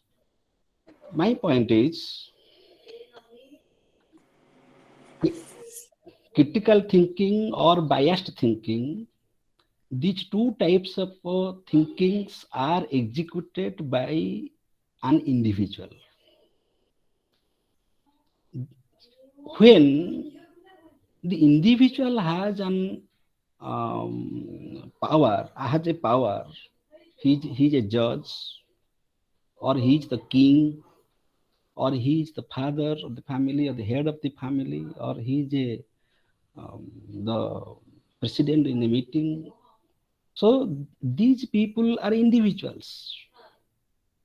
They have a power with them because their decisions will be accepted as final. This is a respect to the judges, but the judge is an individual. The judge has his own subjectivity. The judge has his own perspectives. So when the judge is an individual, when the king is an individual,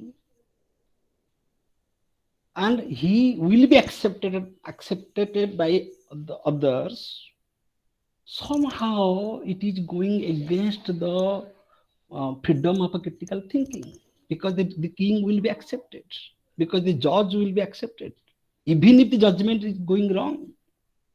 So there is for this problem, there is a judiciary system which is beyond the king, which is beyond the government.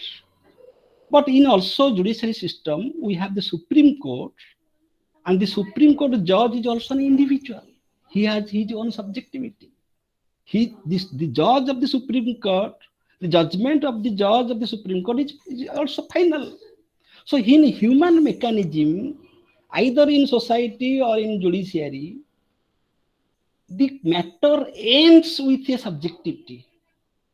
Therefore, Immanuel Kant said, we have to understand this criticism, that our best knowledge is the knowledge through the categories of understanding. So we can't understand the phenomena. Do you accept this or not? That the judgment of the king, judgment of a judge can also be questioned. And suppose we shall go to the court of law, then the supreme end is the Supreme Court. And many times the order of the Supreme Court is also subject to revision, and that has been revised by the public demand. So how do you see this? See to this? Thank you. Very, very pertinent question, actually. Pertinent question in the sense, can we overcome our subjectivity? So these are, I will consider these are, then objectivity will be a misnomer. Because we are bound to be affected by our social relationship. As a member of the society, I am having some ideas already before I am, as I have said, we are born in a society which is already there with all its norms and principles. And I learn all this, I gather from my dears and near ones. And those are going to be the great barriers. My emotion, my emotionally inclined, everything is there. That's very natural with all of us. A judge is a human being, the king is a human being, and it is a human weakness in general, we can say, that we may make a judgment basing from our own emotional prejudices and our subjective bias that may affect. That is very much there. That is very much there. But critical thinking is not absolute critical thinking in the sense that you will be totally independent, but more and more critical thinker you are, the more and more you don't allow all these subjective considerations in the path of your making a judgment and while seeking truth. So justice demands this much minimum, that the judge's decision remains beyond reasonable doubt. So suppose available facts are not there, that is another thing for which my judgment is being not proper. So it is always that you allow your critical thinking as far as it can go in order to make a sound judgment. And sound judgments are always. So critical thinking, these are the barriers, but this doesn't mean that critical thinking is impossible. It is possible when These are the parameters by which we critical thinker will act. That you are aware of your limitations, you are aware of your weaknesses, you are aware of your subjectivity as a citizen. So, but we are approaching towards a judgment which will be objective, a judgment which will be sound judgment. I'm not saying that judgment is absolutely certain and infallible and nobody can reject it at any point of time.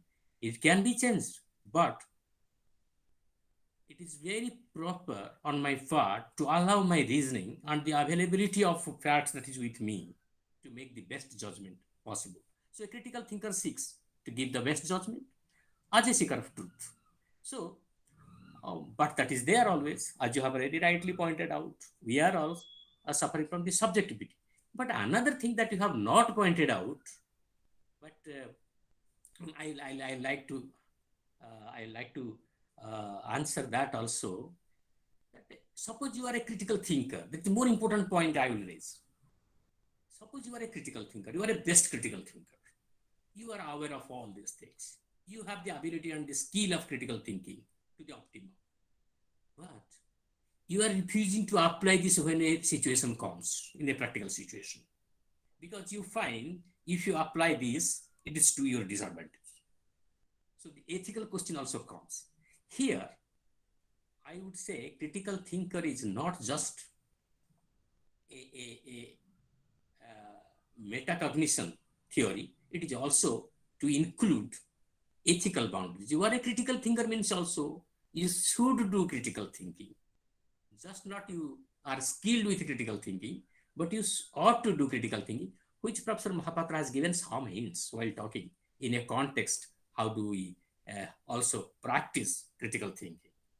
So that is another extension of the question that you have previously asked. But this is what I have to. I'm sure this is going to be. So to the question what Pramod Das sir has raised and to the response, well, I have two say statements in my mind. One, there goes a general saying that king does no wrong. There goes a general saying, king does no wrong. And another statement by Kierkegaard who says truth is subjectivity. If we bring these two ideas together, how do you take with reference to critical thinking? Nobody is infallible, right? So the king can do no wrong.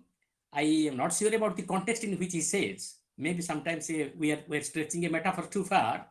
Sir, actually, the decision, say the king may be the judge of a Supreme Court, because we have to obey to that. Maybe he's a king. Okay, we have to obey to that. So there is a general saying, king does no wrong. A general saying goes. Let me respond to that. Actually, this is a very controversial thing. Okay, you see, the king can do no wrong is something which is a bias that can be put to question. Even the judgments of the Supreme Court also can be questioned. Only that you do not question it because in that particular area where you have accepted that you should accept whatever the Supreme Court says, then you cannot question. But not that it is absolutely unquestionable. You can also think about it. You may become an opinion maker otherwise, so that it will lead to the revision of the judgment. That is why there is the provision of applying for revision of your judgment. That also is there. So the scope of critical thinking is wider than any game. This is a game actually. And here you are playing according to the rules of the game. The rule is if you accept the idea of jurisprudence, then a judgment has to be accepted. You cannot openly challenge it.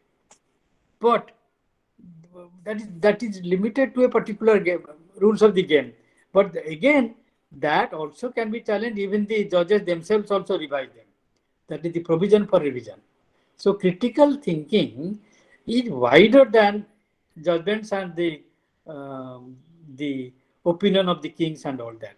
So it all depends on what you accept. If you accept the game of jurisprudence, then well, as long as it has been not been revised, you accept it. But then you can also try to appeal to the judges to make a revision of their own judgments, and they do it sometimes. Okay, so critical thinking is far above all these things.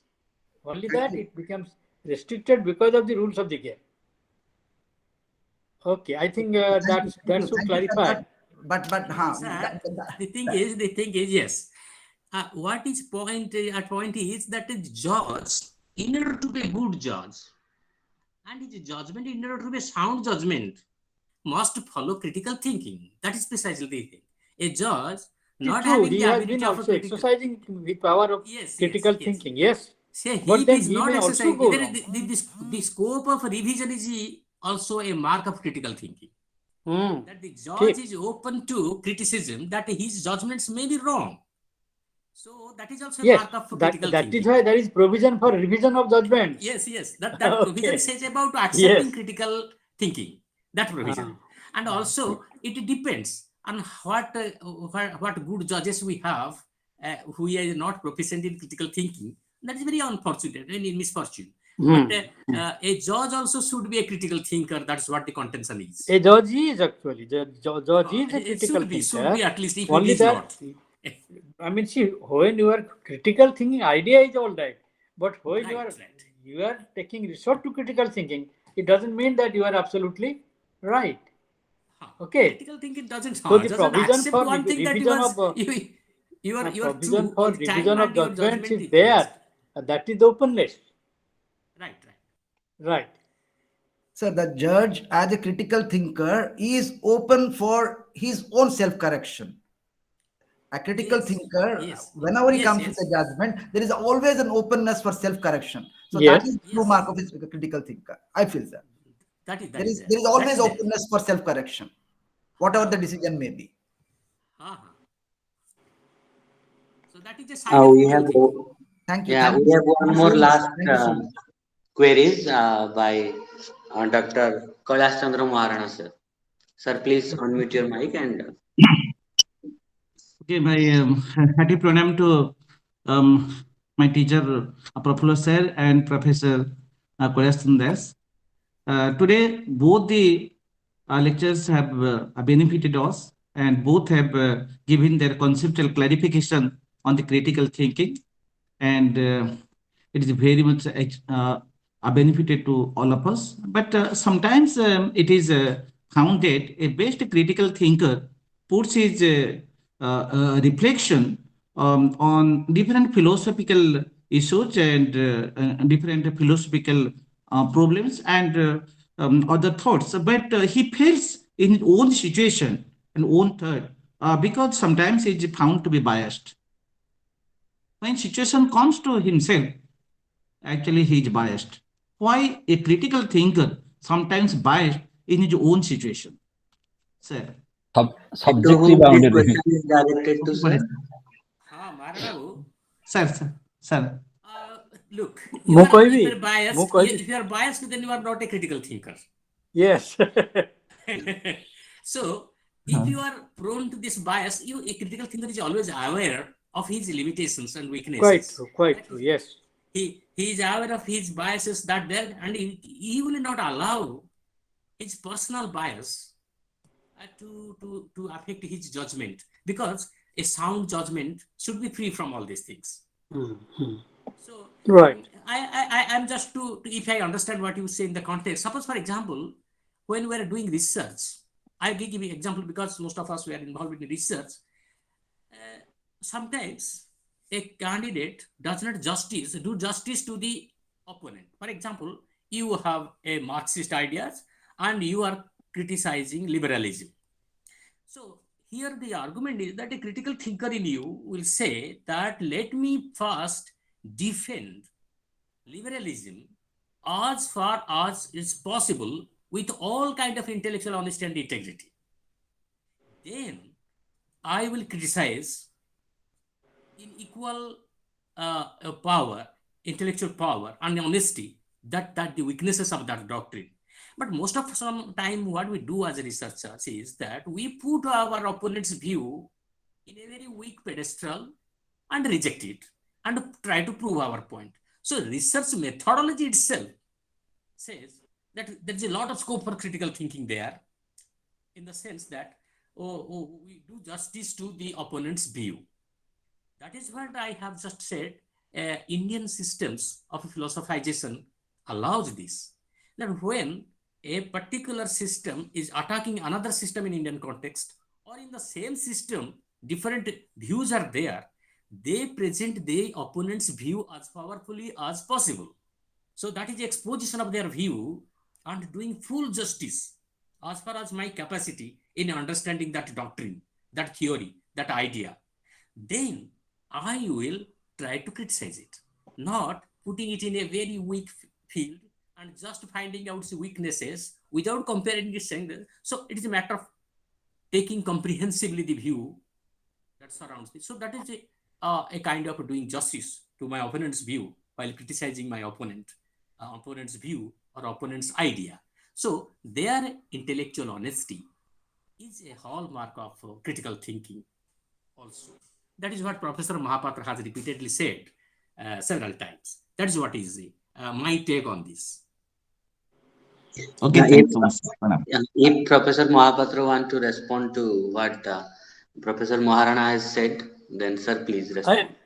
No, I think Dr. Das has replied to his question. I have nothing to say now.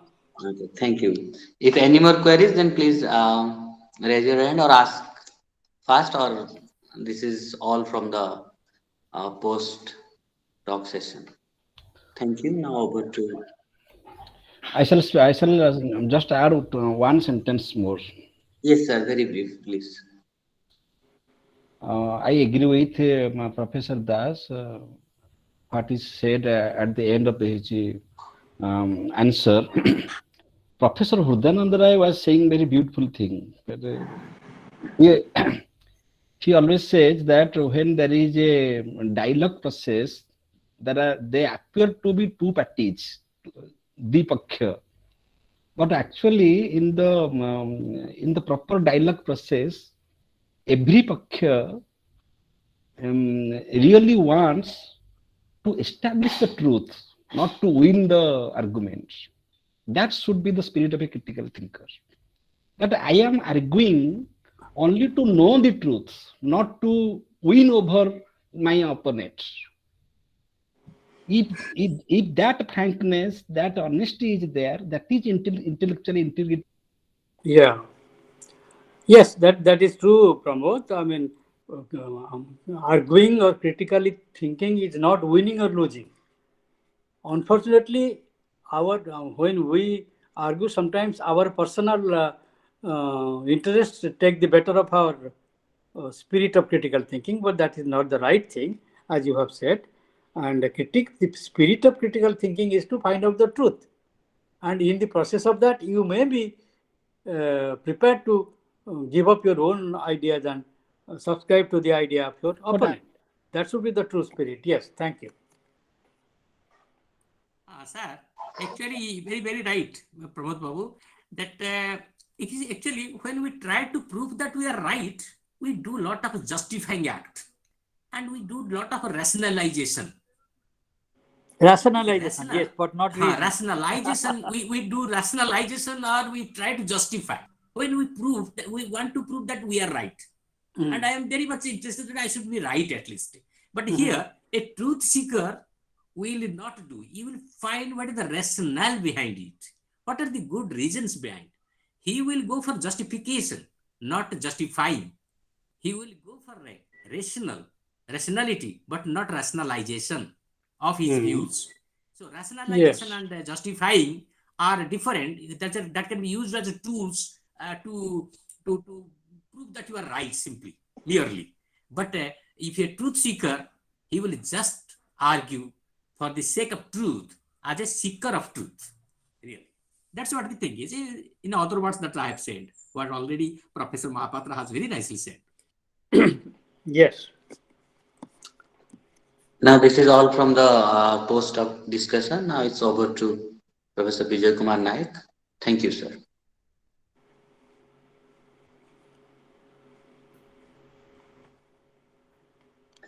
Vijay sir, please.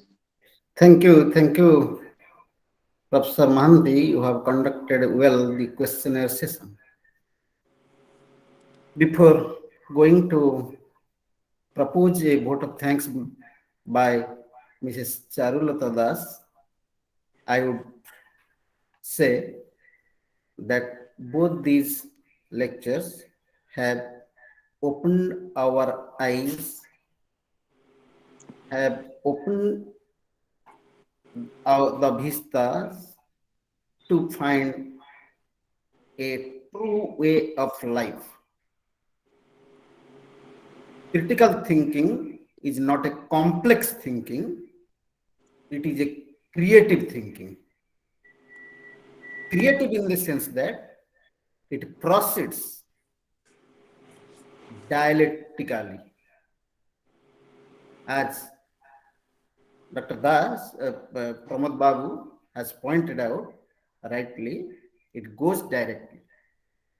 And when we say critical thinking, it is not that what is accepted, what is passed in parliament, that is binding and that is moral, that is critical, because we have to think of it, because everything may not be may not be suggested, may not be done, may not be thought critically. As Professor Mahapatra has very rightly pointed out that it is opposite to dogmatic thinking. And openness, skeptic attitude, and imagination, these are the three preconditions of a critical thinker.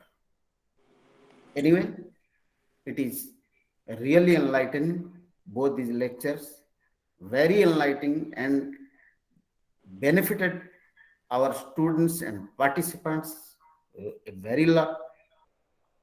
Now I request my colleague, Mrs. Charulata Das, to propose a vote of thanks to the speakers, participants, and all those who are connected with us. Mrs. Das. Thank you so much, sir. Pranam samastanku. Esteemed Professor, College sir, respected sirs and madam present here, my dear students. I deem a great pleasure of my privilege to propose vote of thanks and acknowledge to the contribution of all who are really to mark this webinar successful.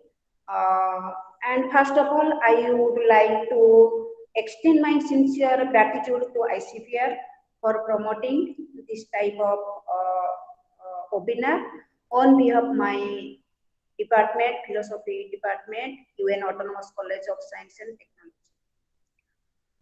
Technology.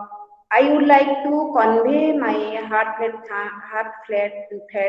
thanks to our chief speaker, Professor Sir. You are very sincere and giving us very valuable talking, sir. It is very happy thanks to you for your gracing and sharing our audience of your thoughtful ideas, vision on critical thinking. Seriously, we are very happy, sir. Thanks you once again. I would like to express my heartfelt thanks to our college sir. Your talk was very inspiring, and all of us. And thank you for giving your valuable time, sir. A special thanks to our respected principal, Arun sir, who is our friend, philosopher, and guide for making this webinar more successful. I express my gratitude to all distinguished dignitaries and participants for making this webinar more successful. I would like to express my gratitude to our HOD, Vijay sir, who worked hard for this webinar becomes more important. I express my uh, thanks to my colleagues Jagannath sir for questionnaire session, and I express my thanks to Antarjani Vinita madam for a present benign presence here, and last but not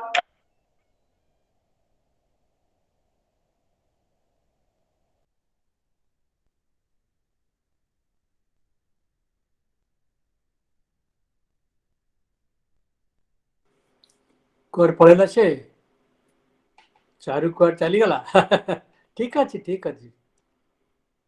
ବିଜୟ ଆଚ୍ଛା ବିଜୟ ତୁମେ ଟିକେ thanks ଦେଇଦିଅ ବିଜୟ। ନା ସେ ଦେଇଦେଲାଣି ତ ଆଉ କଣ ଅଛି ତ ଦେଇଦେଲା ଆଉ କଣ ଅଛି you wind off the meeting ପ୍ରଣାମ ସାର୍ ସାର୍ ପ୍ରଣାମ ସାର୍ ବହୁତ କଥା ଆମେ ଜାଣିଲୁ ସାର୍ ଯୋଉଟା ଆମେ ଜାଣି ନଥିଲୁ ବହୁତ କଥା ଜାଣିଲୁ ଆଜି ଆମ କନସେପ୍ଟ ପୁରା କ୍ଲିୟର କରିଛନ୍ତି ସାର୍ ବହୁତ ବଢିଆ। Thank you Okay. All the participants and speakers as well as to ICPR, I express my gratitude, and the participants who make the webinar enlightening. They are also thankful. We have conducted the first periodical lecture sponsored by ICPR on World Philosophy Day. The speaker was Professor Saroj Kumar Mahanti. He delivered his lecture on a thought experiment. Today, the first speaker was Prafullo Kumar Mahapatra. He delivered on critical thinking, philosophy, everything. Third speaker, Dr. Kailash Chandra Das, very nicely reflected his thought, how it is relevant not only social but in every aspects of life, which is reflected in the writings of Professor Mahapatra in his book. Let me conclude my speech that we are really fortunate because education policy of Government of India, National Education Policy 2020, highlights this concept, critical thinking, that should be developed among students, among the youth, for the real development of the country. So with these words, I think this is my perception that we have really done the job by inviting such speakers to this department through webinars. I am really thankful to you all, and pranam to all my teachers and participants. Thank you, sir. Now the meeting is closed. Thank you. Thank you very much. Thank you, all of you. Thank you, I have sir. enjoyed Sir, speaking to you. namaskar. Thank you. Sir, namaskar. Thank you all, sir. Thank you all, sir. Thank you. Namaste. Thank you very much, sir. Thank you very much, sir. Thank you.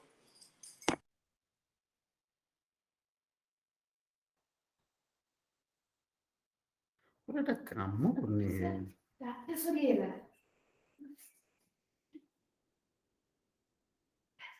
ବିଜୟ ବନ୍ଦ କରିନ କ ଖାଇବାକୁ ଦବ କି ବିଜୟ? ଆରେ ମୋର ଏ system ଟା ଗୋଟେ ବନ୍ଦ ହଉନି କଣ ନା କଣ ଅଛି ଅଛି ଟିଫିନ ଅଛି କି? ଟିଫିନ ଅଛି କି? ଟିଫିନ ଅଛି, ଚା ଅଛି, ସବୁ ଅଛି ମ। अच्छा मते ये पठे आभास रे पठे दियो मैं एटी खाइदेबी रेकर्डिंग बंद कर हां ये thank you hello hello hello हां हां आउ गोटे कथा मु छाड़ी गली मो कौन बढ़िया ए गला तो हम लास्ट स्टूडेंट जे सोमनाथ महाराणा हां हां he has done everything